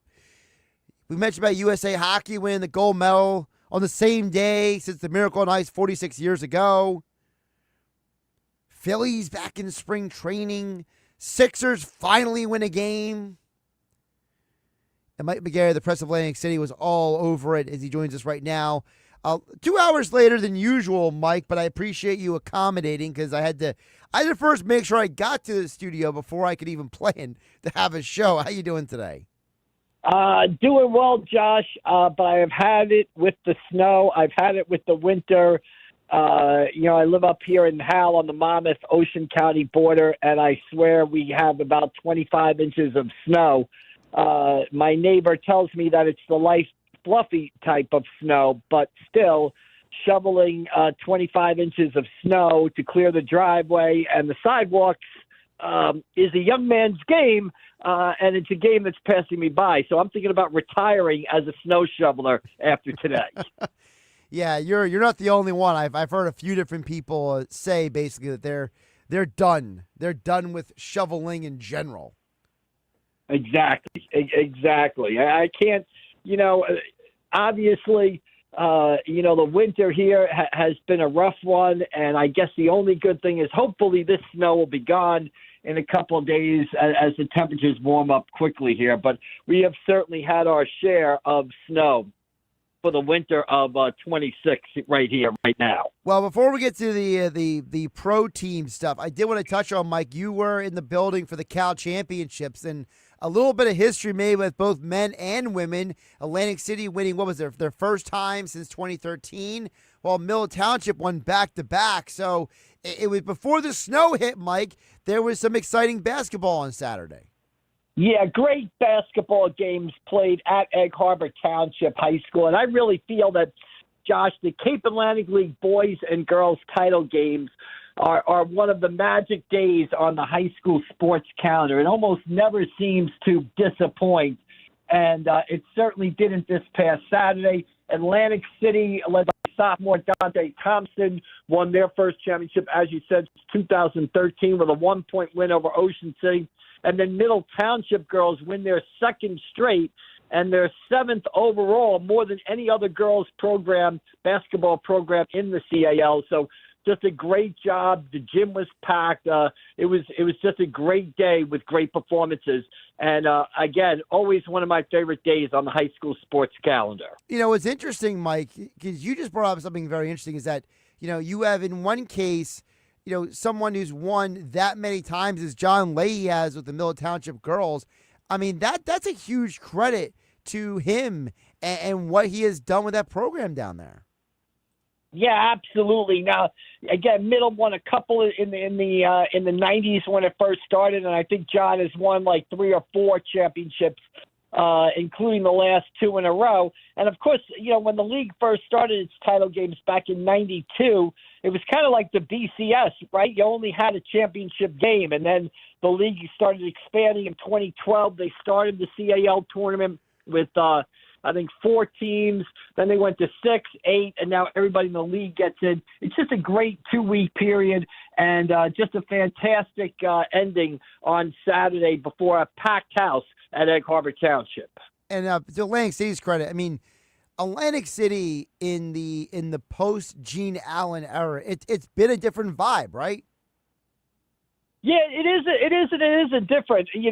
I told someone this the other day. I was sitting next to the Atlantic City bench during the game, and I've been fortunate enough to sit next to a lot of Atlantic City benches over the years of doing this, and it almost seems like it doesn't matter who's coaching the team. The bench is always the same. It's I wouldn't describe it as volatile. I would say it's passionate.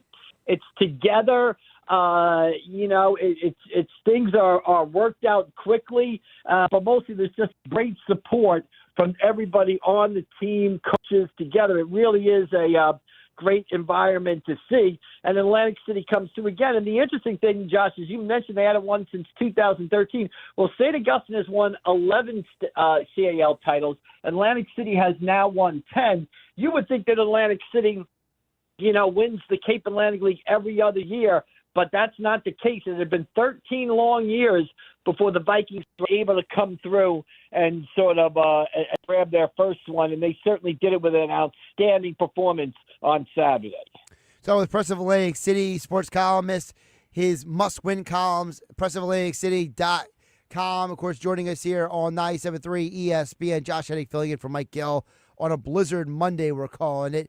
Mike, speaking of basketball, what a concept. The Sixers finally won a game yesterday. Yeah. And it was the game that no one expected because they're supposed to be the Pelicans, not the Timberwolves. Like, what on earth is going on with this team?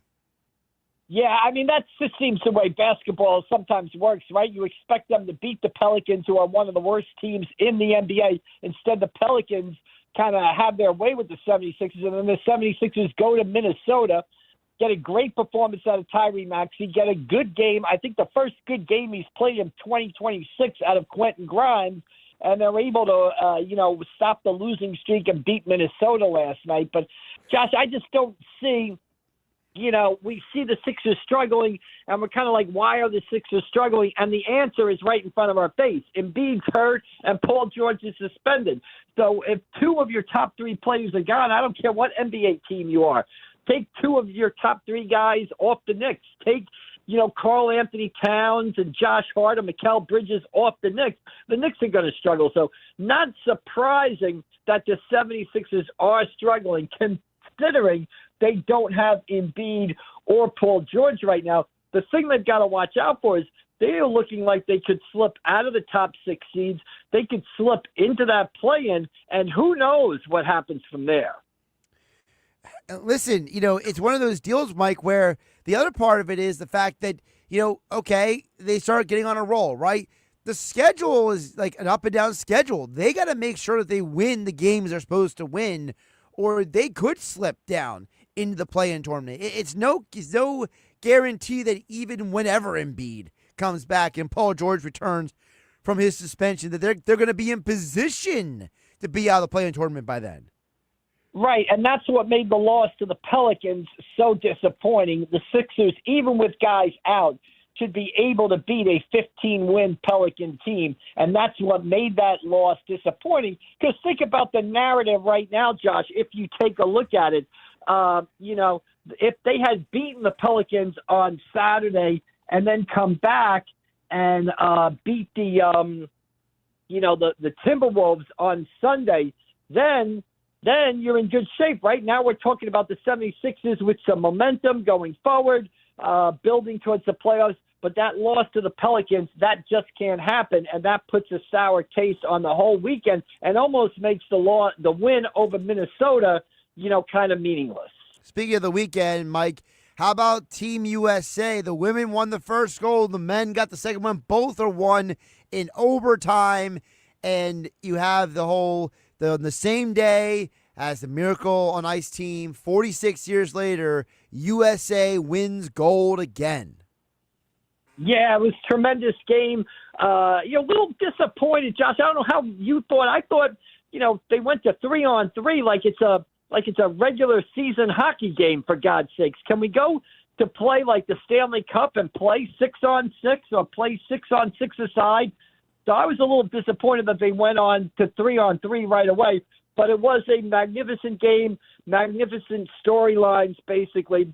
And at the end, when they brought Gaudreau's kids out there to pose for the picture, I mean, that's quite a moment, and a moment that, how could any sports fan and any South Jersey fan, not be, moved by that moment in that picture. Yeah, I was saying earlier, Mike, that like even if you're not like a crier, like you gotta have that emotional, because they didn't just have the kids ready to come on the ice. Like Kachuk and Werenski, they went out of their way to find the Gaudreau family and get the kids. Like, for them in that moment to think that.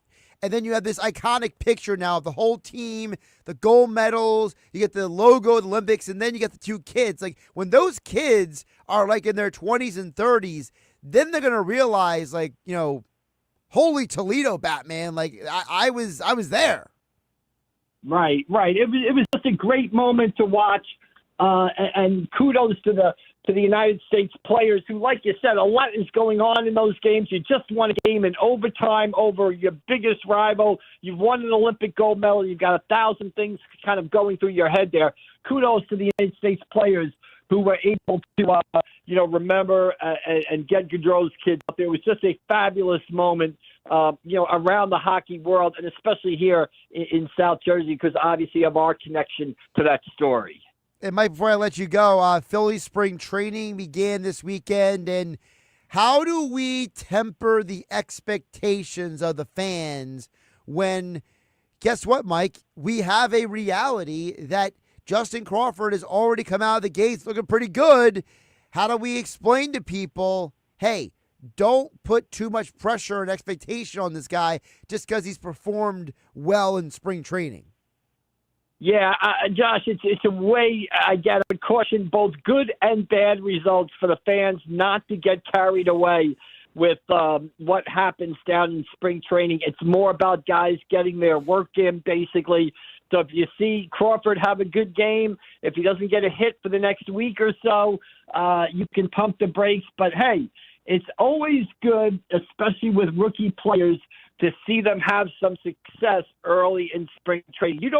Crawford is going to be the starting center fielder on day one, but you don't want him to back into that job. Have a solid spring training to carry some momentum into the season. That's okay to sort of worry about. Same thing with Andrew Painter. Same thing with Aiden Miller. The veteran guys, I wouldn't worry about them till the season starts. But it's okay to sort of keep an eye out and just see what Crawford is doing down there, because we like him. He's going to be the center fielder, but we like him to, quote-unquote, win the job too. Mike McGarry for the Press of Atlantic City, pressofac.com, and, of course, AC Press McGarry on the X platform, joining us here 2 hours later than usual because it took me a while to get into the studio. But, Mike, we made it happen, and hopefully when it starts raining on Wednesday, it'll wash away all of our snow tears. Well, hopefully, Josh, but as we conclude this interview, I just saw the plow come up the street and plow in my driveway. Of course they did. Now grab my shovel and head back out into the cold to shovel out the driveway for the third time today. Our work, Josh, is never done. A man's work is never done, and Mike McGarry must go back to it. Mike, good luck. We're all counting on you.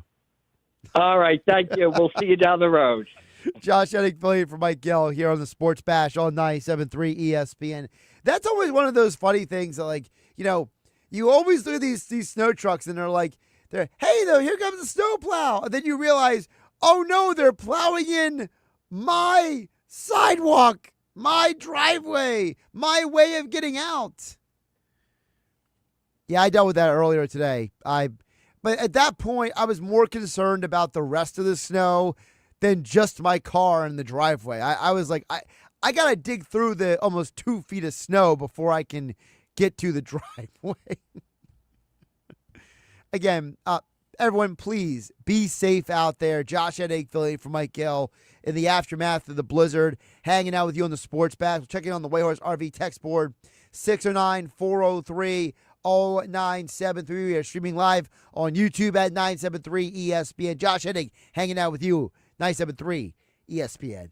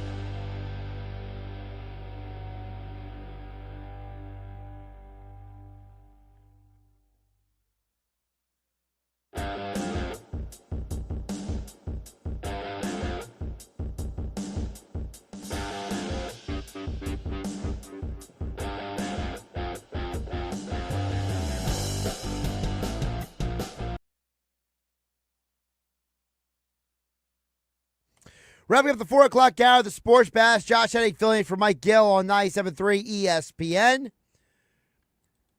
Still to come, we will hear from Kevin Durso, not just our Flyers insider from 97.3 ESPN.com, but also been covering all of the Olympic hockey. And now the Olympic hockey is done. A couple days, the NHL returns to action for their sprint to the end of the season. And speaking of the U.S. winning their first gold in 46 years, I don't want to overlook, and frankly, I'm a little disappointed that this has not gotten more conversation. And that is, so for those who don't know, there's been a lot of history made. The U.S. actually walked away with the second most golds and second most medals at the Winter Olympics. And one of those golds was the first women's, individual to win gold at the Winter Olympics in 24 years, Alyssa Liu. And her story is absolutely amazing. And frankly, I'm very disappointed that for all the attention that the women's hockey team got for winning gold, this young woman got almost no attention for what she did at the Olympics. And frankly, no matter where your personal politics, whatever your thing is, it's a shame that no matter what media platform it is, this young woman has not gotten more attention. Her story is absolutely amazing. The fact that she retired from figure skating altogether. She never wanted to skate again at one point, and she made a comeback, and now she wins the Olympic gold, and she does it in a way that was just with class and with just so much joy, and just it was just pure Americana the way she won it. And it's like the media completely ignored her winning that. So I really hope people maybe take some time to learn her story, because it really is inspiring. All right, we'll get back to USA wins the gold. Kevin Durso next.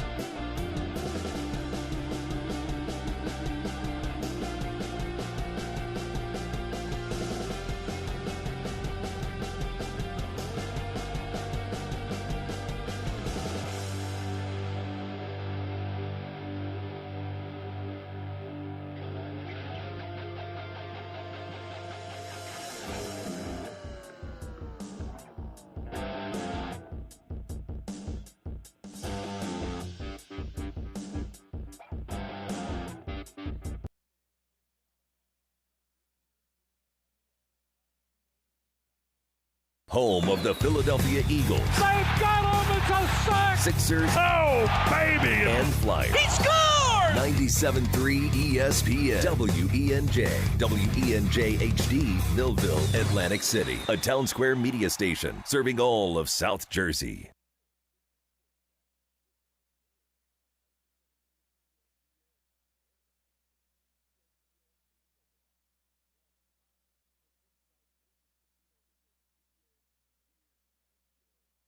Up behind the net. And it's Werenski. Now Jack Hughes puts it around the car. United States with numbers. Back across it comes. Jack Hughes wins it. The golden goal for the United States. For the first time since the 1980 miracle, the United States takes the gold. Jack Hughes beating Jordan Bennington. Kenny Albert called it basically perfectly yesterday morning Eastern time as the U.S. on the same exact date as the Miracle on Ice team wins the gold 46 years later. There were so many layers to the game, and a man who has been covering each and every step of USA Hockey's journey, Kevin Durso, joined us. And by the way, shout out to Kevin Durso. I literally texted him maybe 3 hours ago, and he was like, yeah, I'm good, I'll jump on. So Kevin, first of all, thank you for the short notice, because frankly I wasn't sure if I was coming into the studio or not, so that's why it was one of those deals where it's like I gotta first verify I make it in alive. So how you doing? I'm doing well, Josh. How are you? I'm doing good. So yesterday, what a momentous moment, and let's start with the goal in overtime.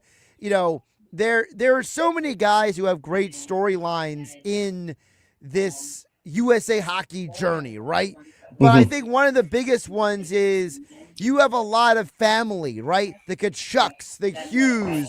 So how much of that part of the conversation needs to be brought up in all this? It's certainly part of it, but to me, I think I've also been fascinated with the deeper connections that go in here. You know, like one that was talked about a lot is Brock Nelson had family that go back to multiple generations at this point, had family on the 1980 team and the 1960 team, the only other two U.S. teams that have won gold at the Olympics. Stories like that are fascinating, and that's a huge part of it. Obviously, what everybody did with the Gaudreau family was a huge part of it as well, because certainly he probably, he would have been there. He would have been part of that team, and to have his jersey out there and celebrate with his kids. It was his son's second birthday. Like, so many parallels with just family in general. And that's really, it really is the foundation of everything for these players, that it's not just when, at this point, Matthew Tkachuk in particular has won back-to-back Stanley Cups. You don't win Stanley Cups without having the whole foundation of that family plan, all the practices and games you play as a kid that you're getting up at 5 a.m. for those or something like that. That's all. You hear those stories all the time. I feel like it's just on another level when you get to this point. Like there's a part of me that feels like the reason this was so historic goes beyond just it's the first one since 1980. It's all of the teams that had NHL players in 2000, in 1998 and 2002. Keith Tkachuk would have been playing on those teams and didn't win gold. And now his sons can claim to that and things of that nature. So I think it was not just a win for the team from 1980 and breaking a 46-year drought.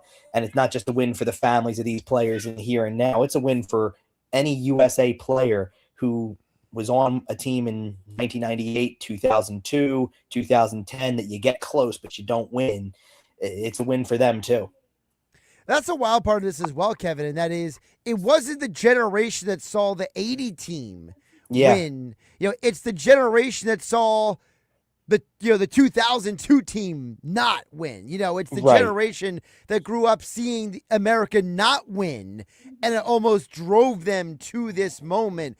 I think that's what's interesting. It's almost like, like for example, in basketball, right? A lot of people grew up watching, the Dream Team and the Redeem Team and all that stuff. Whereas U.S. hockey, there's none of the guys on this team were alive. I wasn't alive in 1980. Yeah. Exactly. And it's kind of been like the other part of this is that this has been a growing thing for this, and this kind of just caps it off. for U.S. hockey. It goes beyond. You win world championships. They've won World Junior several times over the years. That's great. It's good for the future of the game, but it doesn't necessarily speak to the here and now of it when you send the NHL's current stars and say, are we as good as Canada is? This kind of solidifies that. And it was done with a lot of guys who are really, making a name for themselves as the superstars, not just, not over the course of the last, there were plenty of players in 2002 would have been doing it for upwards of 10, 15 years. There's a lot of guys on this roster who don't go back 10 full years yet, that aren't even at 10 NHL seasons yet. So there's room. It'll be a parallel that I make to the women's team this year that won gold as well, that there were so many younger players on the women's team that you start to wonder, is this going to be something that we think about 4 years from now, 8 years from now, that they're the favorites going in, maybe over the Canadians potentially? Certainly for women's hockey, there's potential for that. And now for the men's side, you've got to think about the possibility that there's still another wave of players to come. There was a lot of talk going into this tournament about the guys that didn't make the roster, let alone the ones that did. There were people who were sitting here going, how do you leave Jason Robertson home? How do you leave Cole Caulfield home? Well, without them, they still managed to win a gold medal. So sky's the limit for some of those guys coming through, and you've got plenty more to come, because there's a lot of young players who have been either recently drafted or who maybe to come. You're down that road where potentially you're going to have even a whole nother generation who's able to do it. You saw, a perfect example, and it's on the Team Canada side though.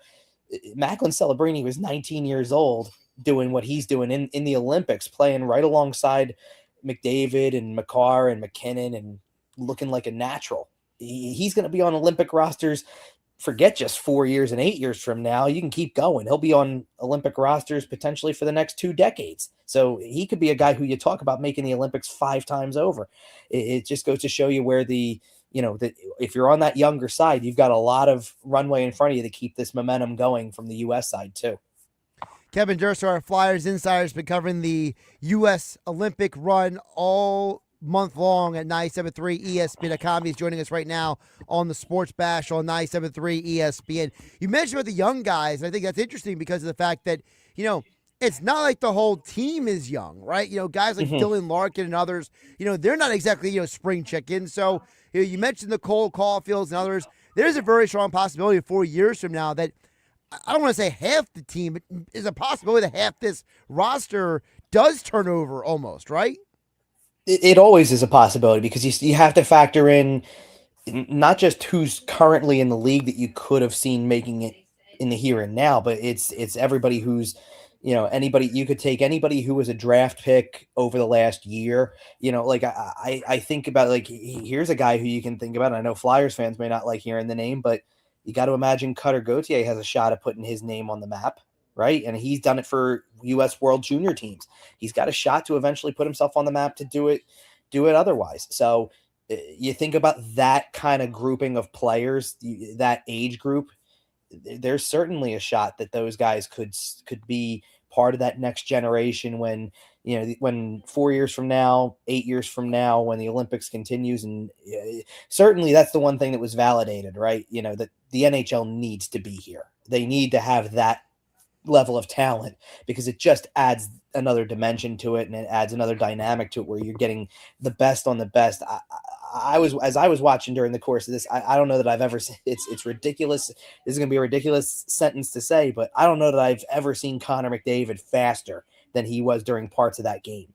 And you just saw the energy level from these players. You could see right away how much it meant to be in this game, and it delivered 10 times over.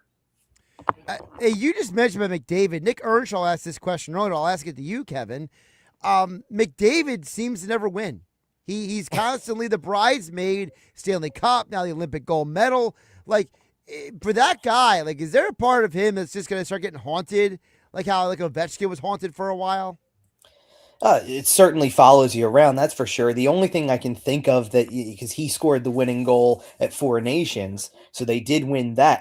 And the thing was that I felt like that kind of set the stage potentially for him, as I remember a year ago coming on and calling him Canada's new golden boy, because it was like, okay, there's the passing of the torch, Crosby to McDavid. It felt like that was it just felt like that was natural. And there was something about, like I've obviously watched the goal enough times in overtime to see kind of every element of this thing, including the Canadians' reaction. And for everybody involved, you can't help but think about everybody who's on the ice. You've already talked about Binnington as the kind of the big game goalie who always seems to come through in the clutch. And then you realistically couldn't have put a better trio on the ice than Canada did with McDavid, McKinnon, and Makar. And Makar gets caught not back checking. He's slow. He coasts in there. McKinnon gets muscled off the puck by Werenski to even give up that possession. And McDavid's coming back on the play, and after the puck goes in, he's, I think, really the first one who really sees that it does. And you could just kind of tell from his body language. It was almost like this, again, like this happened again. I'm on that side of it. And, it's a letdown for those. The reason you saw the reactions you did from the Canadian side is because of how much it means to their country, that they put a ton of stock into being the country that is on top in the hockey world. And when the players don't fulfill that, there's a weight that they carry from it, that we didn't come through and do what everybody expects us to do. And that's probably why it meant so much to the U.S. as well, because there's kind of an element where people almost didn't expect it to go this way. That, okay, you made it here. Hopefully this is the year, but I understand if Canada is still the team that comes out on top. And instead you were for a change, and that's why it was so exciting. Well, and part of the reason why people weren't sure if USA was going to be here is you mentioned Binnington. Binnington's supposed to be the clutch goalie. Well, Hellebuyck probably had the run of his life in these Olympics. And you and I talked last week about, like, is he going to step up? I mean, this guy's been benched in the postseason, for goodness sake. And he literally went blow for, like, they don't win the gold if Hellebuyck doesn't basically match Binnington.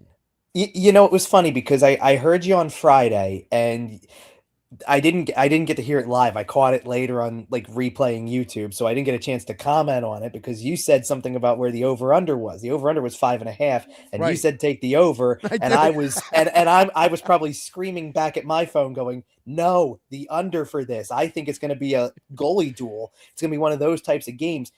The thing is you were right and wrong, because wrong in terms of it turned out to be the under, obviously, but it could have easily been the over if not for Connor Hellebuyck. And beyond that, honestly, because Nathan McKinnon misses on a shot he hits double 9 times out of 10, McKinnon hits the empty net there.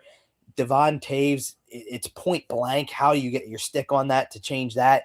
Charlie McAvoy made a save on the goal line, technically, so it wasn't even just Hellebuyck making saves. You had defensemen making saves. The McAvoy save was like one of the almost awkward things in the world. Like, he cups his hands and pushes it forward. But it all applies, and you could have easily seen this go, 5-2 Canada, 6-2. Like, they had one of the best analytic numbers that's out there for determining that kind of thing. And I don't know if it was tracked at the Olympics, but expected goals is a number that a lot of people use in the hockey community for kind of that determining factor of maybe who played better or what the score could have been.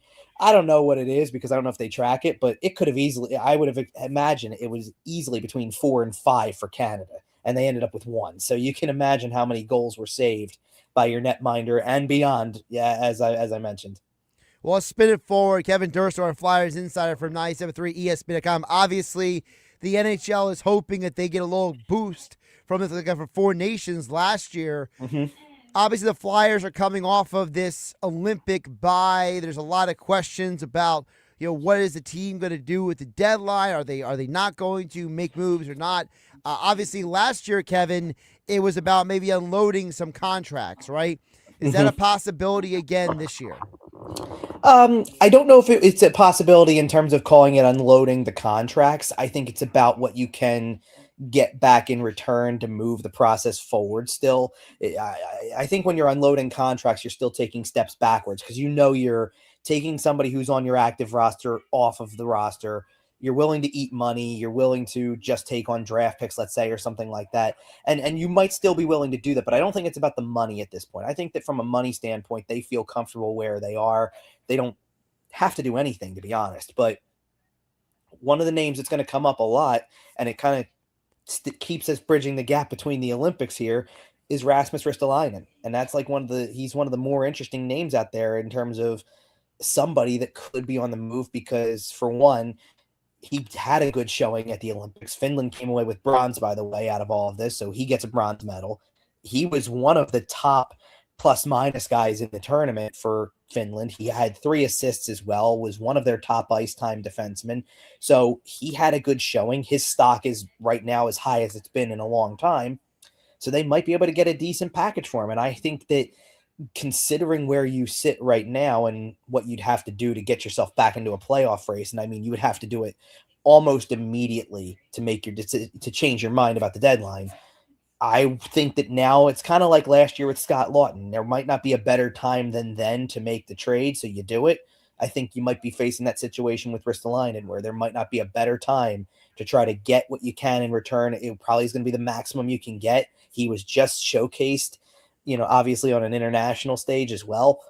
I think this might be the time to do it. So he's a name I would keep an eye out for. There's really not much else I can think of on the current roster because I just don't see any of their expiring contracts being worth a whole lot. Like I don't think they're going to get anything for Nick Delorier, for example. Like anybody else that's out there. The only other place that they could go with this that could make it interesting, and it would involve more creativity and it would involve players that maybe you're not putting at the forefront of the conversation, is they have an abundance of wingers and they know it.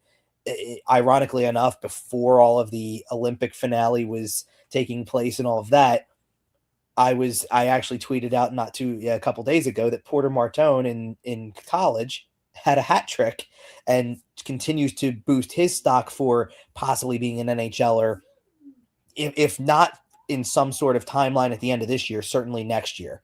And he's another winger who comes into a crowded group. So Bobby Brink's name has come up a little bit as an idea that if you got to shed some weight from that and try to bring something in, again, that may help you get a center or a defenseman, maybe not immediately, but down the line, think guys like that. Think guys who maybe are playing lower minutes that aren't the top guys per se. I've seen Owen Tippett's name come up too, just as a possibility that because you have the ability to maybe make that trade easier than some of your guys on no movement clauses. Think guys like that. Just, I don't know that I wouldn't say they're actively trying to trade those guys, but I wouldn't rule anything out with anybody like that at this point because they know they need to address center and defense primarily. He's Kevin Durso. Give him a follow on the X platform at Kevin_Durso. All of his hockey and Flyers and NHL coverage at 973ESPN.com. And he was kind enough to join us on late notice here on a Blizzard Monday sports bash on 97.3 ESPN. How much snow did you get where you're at, if any? Hovering around, like definitely over a foot for sure. Probably at least 14 inches, I would say, near my home. I'm actually sitting at my parents' now. They got a little more than that. They got 1.5 feet. So it was an adventure digging it out, but we've managed. So hopefully this is the last of it. Well, the funny thing is, the last thing I saw in the forecast is it's supposed to rain, I think, like Wednesday or Thursday. And it's just like, oh, great. Now we're going to go from having like mounds of snow and ice to just like floods everywhere. Exactly. And then somehow or other, the next home game for the Flyers, that's the next time I get to venture out possibly for something like that, is Saturday. And it's supposed to be like in the 50s all of a sudden. So like, where did that come from after all of the deep freeze that we've had, I hate winter. I know. I'm just so over it, Kevin. I appreciate you jumping on, man. Thanks, Josh. Appreciate it.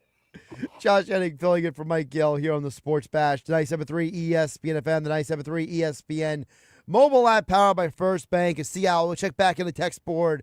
Coming up, the Whitehorse RV text board is 609-403-0973.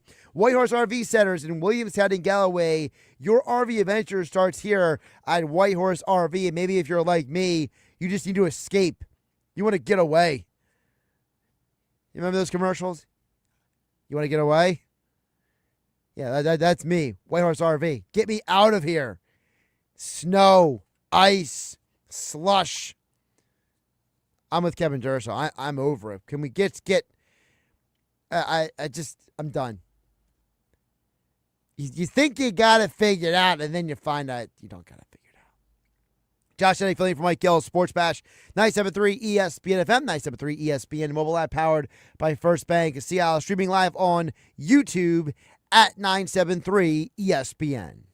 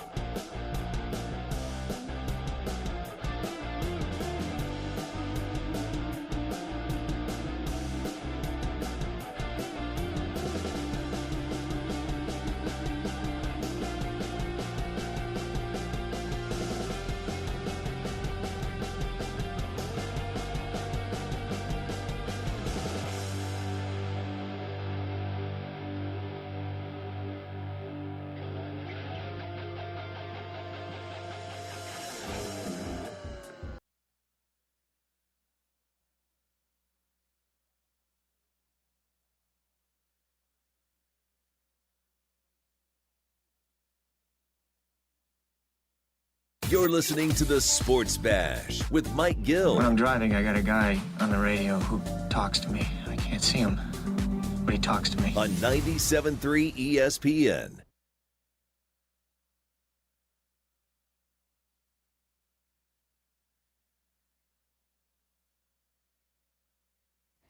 .526 here on the Sports Bash. Josh Hennig filling in for Mike Gill. I found a way to get here. I really did. For those who are just tuning in, maybe in the last 30 minutes to the Sports Bash, thank you, by the way, for tuning in. 973 ESPN FM, the 973 ESPN mobile app powered by First Bank of Seattle, streaming live on YouTube at 973 ESPN. We actually started the show talking about all of our experiences so far with the weather in the last 24 hours. We had Nick Earnshaw at the top of the 3 o'clock hour. Kevin Durst just kind of gave his story. You guys can let me know how you guys are doing out there with the blizzard. Hope everyone's being safe out there. I've had people send me pictures of it really is amazing to me how certain parts of South Jersey are clear and other parts are not. Like the utter inconsistency, like every few miles. It just is wild to me. You know, I literally, so those who don't know, I have about a 45 minute drive every day to the station, and crossing multiple townships and communities and, you know, driving the distance that I do, you do get to see a lot of the area. And it's amazing to me how, like, you go from one area to another and it's like, this area was completely plowed. Another area is just like not even like, it's like no one tried. And so I'm hoping that all the crews who at least I saw, doing plowing on my way here earlier, hopefully they, cleared the road at least for me to get home tonight. Because with the amount of slush that hit the roads today, I feel pretty confident saying we're gonna have some ice on these roads on my drive home, and I'm not looking forward to that. I want to get to the White Horse RV text board, 609-403-0973. Dan from EHC will get to your text and more in just a moment. Just to let everybody know, coming up tonight on 97.3 ESPN, we have a college basketball doubleheader. Louisville versus North Carolina, followed by Kansas versus Houston. That is the lineup tonight on 97.3 ESPN. Then the Sixers tomorrow take on the Pacers.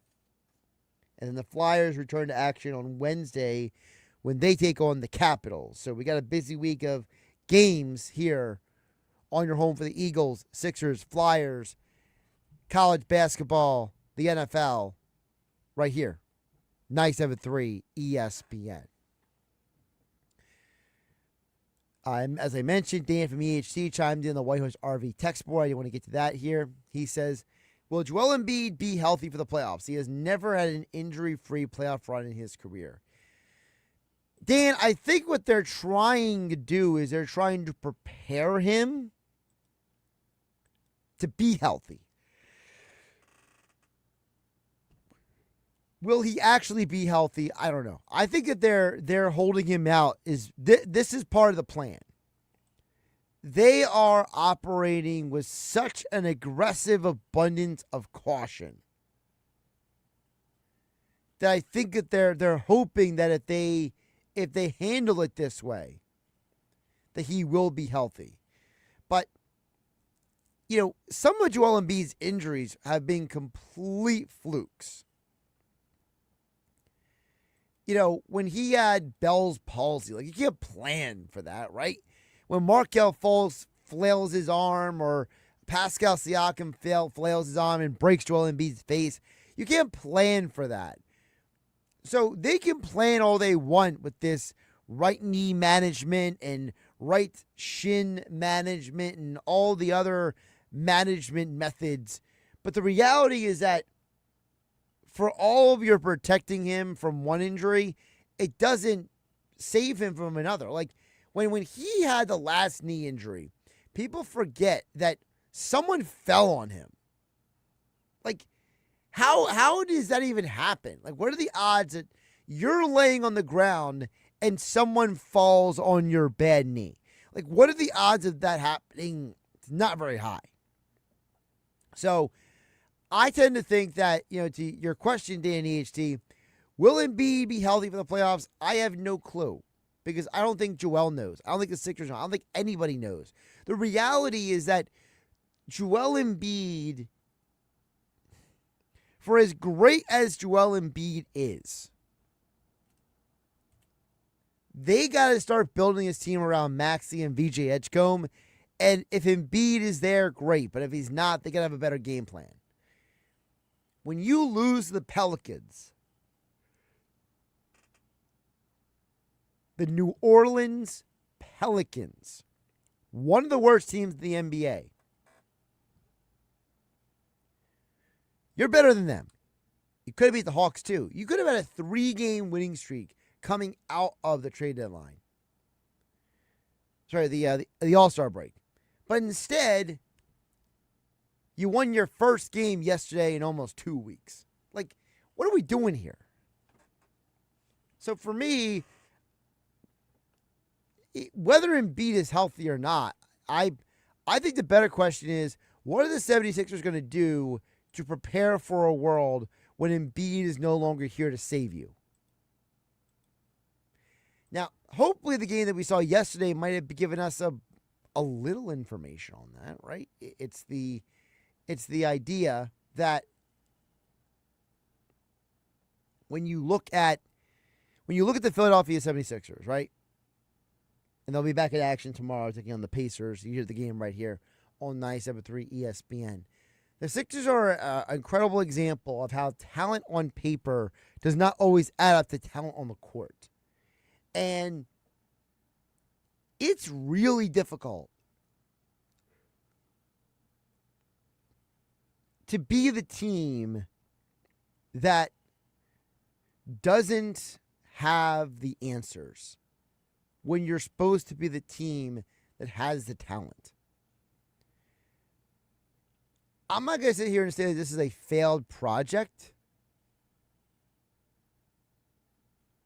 but man, you just got to wonder about the building of this team moving forward, because how are you going to build this team if Joel can't stay healthy, number one? Number two, you have money tied up in him. Number three, Paul George is getting older and you have money tied up in him. And number four, if my money is locked up in two guys who can't stay healthy and can't stay on the floor, well, I'm basically ruining half my lineup.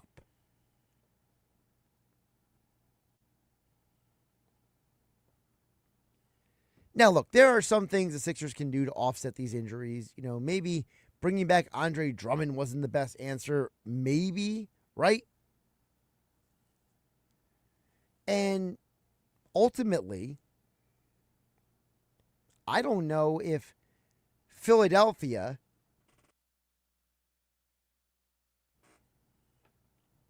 is ever going to truly get the return on their investment for Paul George. Paul George is going to be the fascinating name to watch this offseason in the NBA.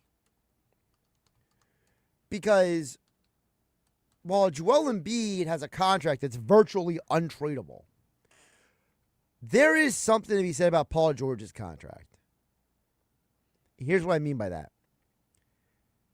He will only have one guaranteed year of money next year. So is there a chance you could trade him during the offseason or at the deadline because he has a player option available after that? There's no guarantee that he's coming back. So I generally think that Paul George is probably the name that I think might be the key to changing this team long term. Again, long term. I don't mean, what is going to fix them in terms of everything. But at least if you get rid of Paul George and you get something for him, you open up some salary and cap flexibility. You're no longer tied to that decision. The problem is Daryl Morey going to be willing to make that deal? And is somebody else going to be willing to make that deal? Remember, it takes two to tango. We may want to get rid of Paul George, but does anybody else want to trade for him? Daryl Morey was so proud that he got all these picks for Jared McCain. It's like, well, Daryl, what you going to do with them picks? You going to trade them? You going to keep them? What you doing?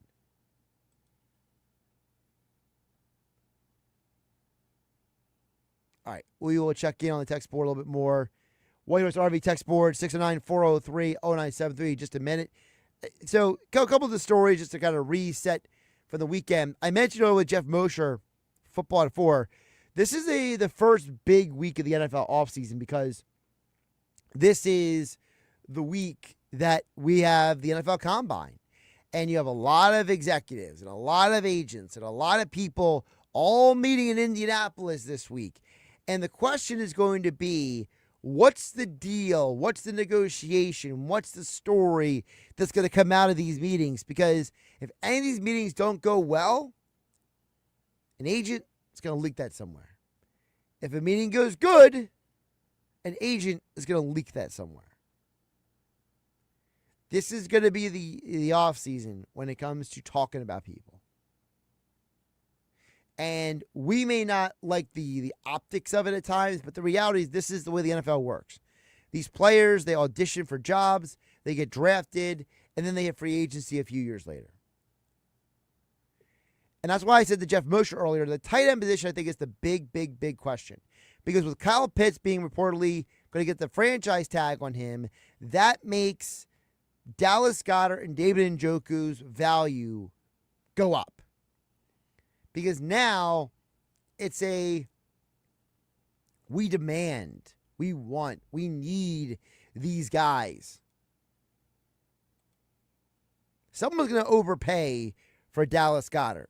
Someone's going to look at those 11 touchdowns and not look at how he got touchdowns. They're just going to say, he's a productive weapon. We couldn't get Kyle Pitts. Let's go out and get Dallas Goedert.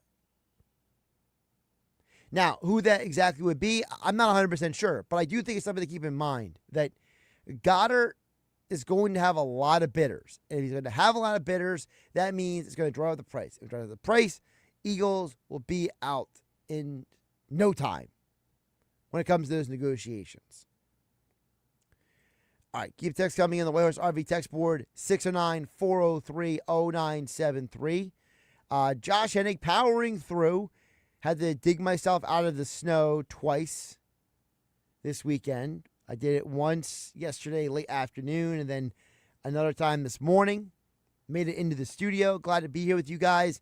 And shout out to Jeff at Port Norris and Jeff in Ocean City and all the other guys who have been texting in, messaging in. And I appreciate you guys recognizing my commitment and my work ethic. You know, it's one of those things where, you know, you say you're going to do something. I'm a big believer you got to try to do it, even if it's not ideal circumstances. You know, the last time I checked the app, my house doesn't still have electricity. So I'm very fortunate that I had somewhere to go to actually not be freezing right now, right? Like it's one of those deals. And I don't want to ignore the fact that it's really a blessing to be able to do what we do and have the opportunity to talk to all of you all about sports and all the things we talk about here on the Sports Bash with 97.3 ESPN. So, you know, while Jeff at Port Norris and Jeff in Ocean City are all congratulating me for making it in, I salute all the listeners on 97.3 ESPN that make coming to do this job worth it because you people see you're putting in hard work and they're willing to acknowledge it. All right. We will wrap up the show coming up on the other side. Josh Hennig hanging out with you, 97.3 ESPN FM, 97.3 ESPN mobile app powered by First Bank Seattle. Streaming live on YouTube at 97.3 ESPN. Like, subscribe, download. It's the Sports Bash with Mike Gill. And I am the voice of the voiceless. On 97.3 ESPN and the 97.3 ESPN free mobile app.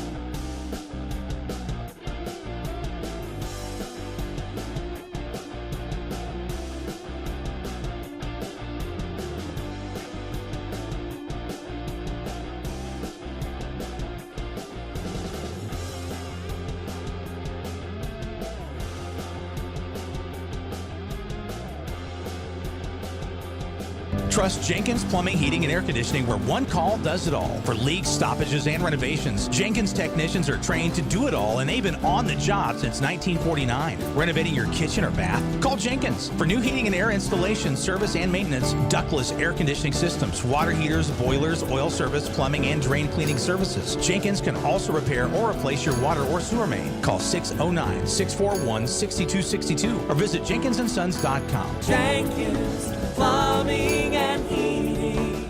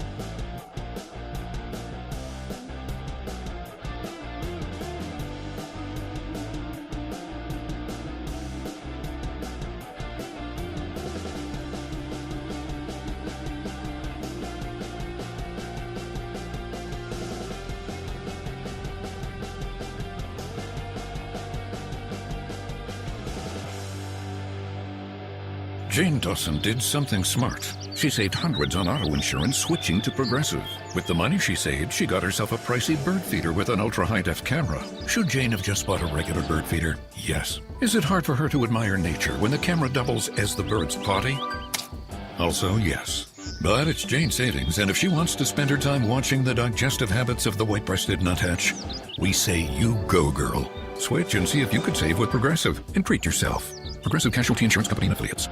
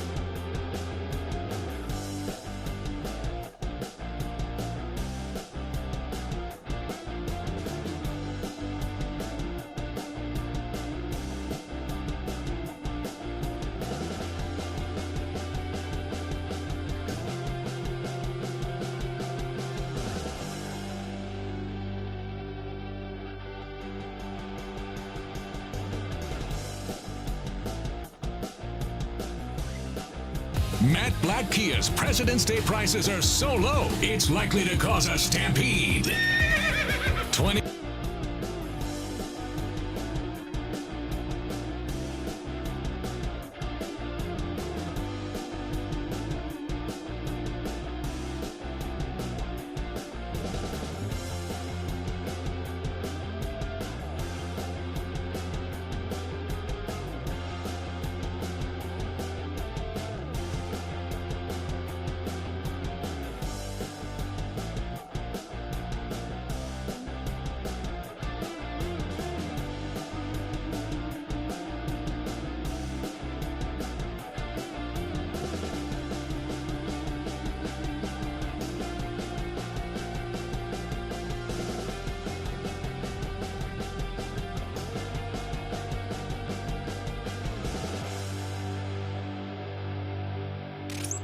You're listening to The Sports Bash with Mike Gill on 97.3 ESPN and the free mobile app.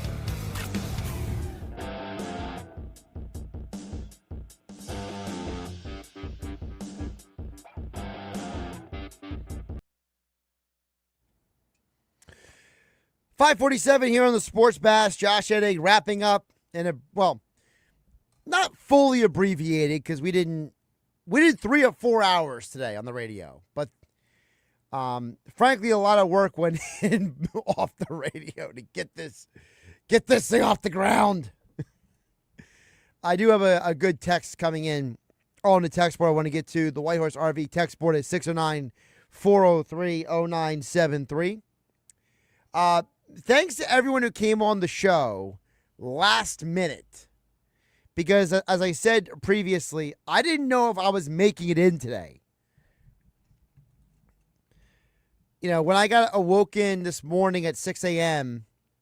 by the universal power supply beeping because the electricity went out in my house, which apparently the electricity is still down. I keep checking the app, the app to see any updates, and it's like, I think that the electric company is figuring out what I figured out, which is, on my way in here, there's more trees down than people realized. I think that a lot of people were so worried about the inches of snow and the total snow and then the wind and then the flooding on the islands that they forgot about the fact that all of the things that you just mentioned. Then you have the trees. And there's so many trees that are like, broken, leaning into the roads out there. That's why I keep saying people need to be careful, because I think that, what the electric companies are figuring out, and the crews and the is that those trees and those electric lines being, messed up probably impacted people way more than just the literal snow, right? It was the after effect of the snow and the wind and all that stuff. So, please, everyone, be safe out there. If you have to drive like I did, just take your time. There's nowhere you need to be in that much of a hurry. But I am grateful and thankful that I did make it in today. And so thanks to Kevin Durso, Nick Earnshaw, Mike McGarry, Jeff Moshe for all joining us today on the Sports Bash on 97.3 ESPN. Hopefully, between now and tomorrow, a lot of the mess, shall we call it, that's out there with the roads and with the trees and everything, hopefully that will all be rectified in short order, or at least between now and tomorrow.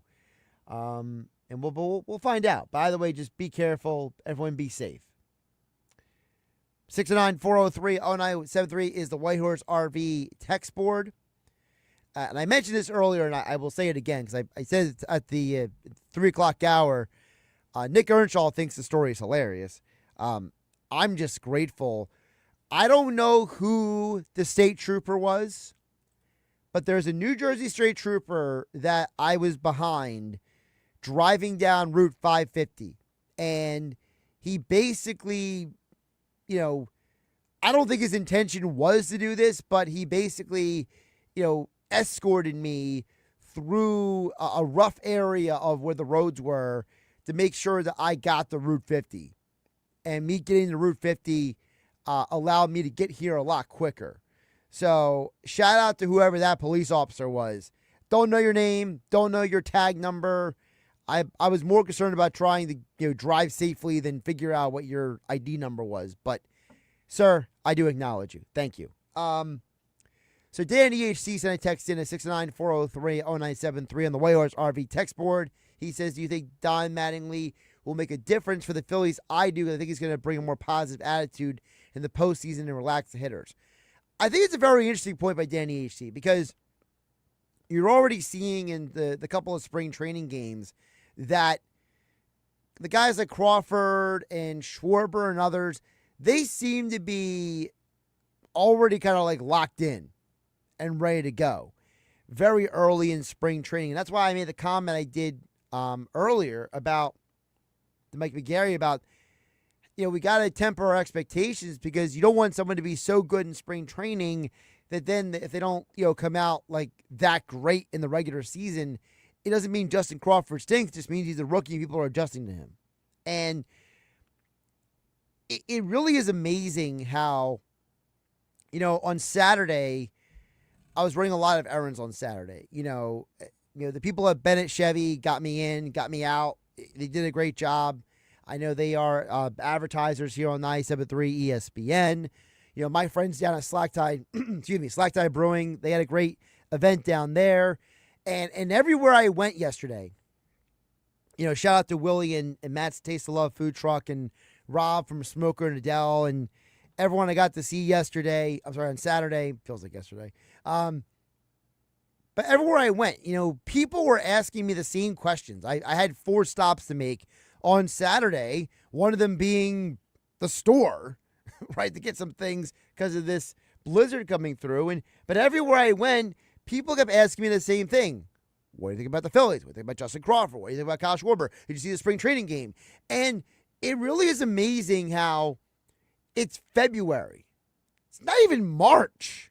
Like, it's not even literally spring yet. We're a month away from the actual, official change of season to spring, and the amount of people who are curious about the Phillies. And, to the Dan and EHT's question, I do think Mattingly makes a difference. I don't know if he is going to relax the hitters, but I think he's definitely going to bring a different perspective. I think that having a guy with Don Mattingly's baseball IQ, he's the kind of guy you want in a clubhouse, in a dugout, to be a sounding board for the players and the coaches. He's a guy that kind of, he can cross both divides. He can be the guy that goes to Rob Thompson, who he's worked with before, and say, hey, Rob, I saw this. I think we should do this. He can go to the players and say, hey, Bryce Harper, I've played first base. I've been one of the best players in baseball. I can tell you something that maybe you didn't know. So I do think it is a good point. Don Mattingly definitely can make a difference. We'll get more of that tomorrow on the Sports Bash. Josh Hennig, have a great everybody.